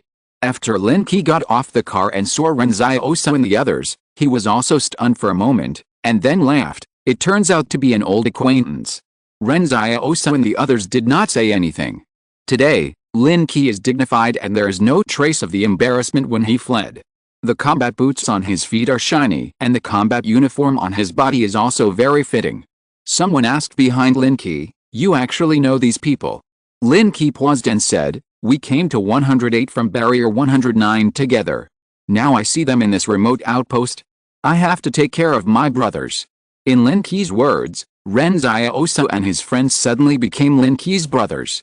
At this time, Lin Qi felt very superior. Ren Xiaosu and his friends had such a good life on the way to escape, but now, Ren Xiaosu can only be a refugee, while he is a regular army officer of the Li group with the rank of lieutenant. Today, Lin Qi and Ren Xiaosu are separated by the barrier, and their identities are very different. Ren Xiaosu and his friends didn't think Lin Qi was that powerful. In the past, Ren Xiaosu might have envied the people of the barrier, but now he doesn't envy them at all. But other refugees who had traveled with Lin Qi were a little embarrassed. When they saw Lin Qi in military uniform, they didn't even dare to approach him to talk. Lin Qi's face was almost turned up to the sky. He smiled and said, "How are you guys living in this outpost? It must be very difficult. If I had known you were here, I would have brought over a pound of pork rationed in the army so that you could have some meat. After all, it's hard for you to eat meat here, but I can eat it every day in the army." It would be fine if they talked about other things, but when it came to meat, Ren Xiaosu and the others looked strange. To be honest, they wanted to eat more vegetables now, because they couldn't digest too much meat. But Ren Xiaosu thought to himself, if Lin Qi was really willing to share meat with others, it meant that although Lin Qi was vain, he had a good heart. Everyone would just think that someone was paying them to cooperate in showing off, and it was not a loss. However, Lin Qi changed the subject at this time. "Forget it, it's not good to bring meat to you refugees. Let you taste the meat. If you can't eat anything else in the future, it will harm you." Ren Xiaosu almost laughed, and Li Qingzheng next to him stepped out in time to apologize and said, "What do you want to do here, generals?" Before Lin Qi finished what he wanted to say, Li Qingzheng turned to the main topic. His face was slightly gloomy, but he quickly said, "We are here to cooperate with other comrades to encircle and suppress the wolf pack in this mountain, but this is not the main battlefield. The main battlefield and more troops are at the next post." Ren Xiaosu is stunned. Is there something wrong with Li's intelligence? But he soon understood that the wolves attacked the next post at the beginning, so Li's army may have thought that the mountains near the next post were the real range of the wolf pack. No wonder there are more than 40 nano-warriors here. According to Ren Xiaosu's previous experience of fighting with nano-warriors, if these people are as strong as the previous nano-warriors, I am afraid that these people will not threaten the wolf pack. However, he couldn't really underestimate this group of nano-warriors, because he recently discovered that the nanorbits might have many practical functions that he hadn't developed yet, and he was just using them as external armor. It just so happened that he could take this opportunity to see how the nano-warriors fought. Chapter 225. Meat is our staple food. When ordinary soldiers came to the outpost, they were all gathered in troop transport trucks, but these nano-warriors started as lieutenant-level officers, so more than 10 off-road vehicles were dispatched here.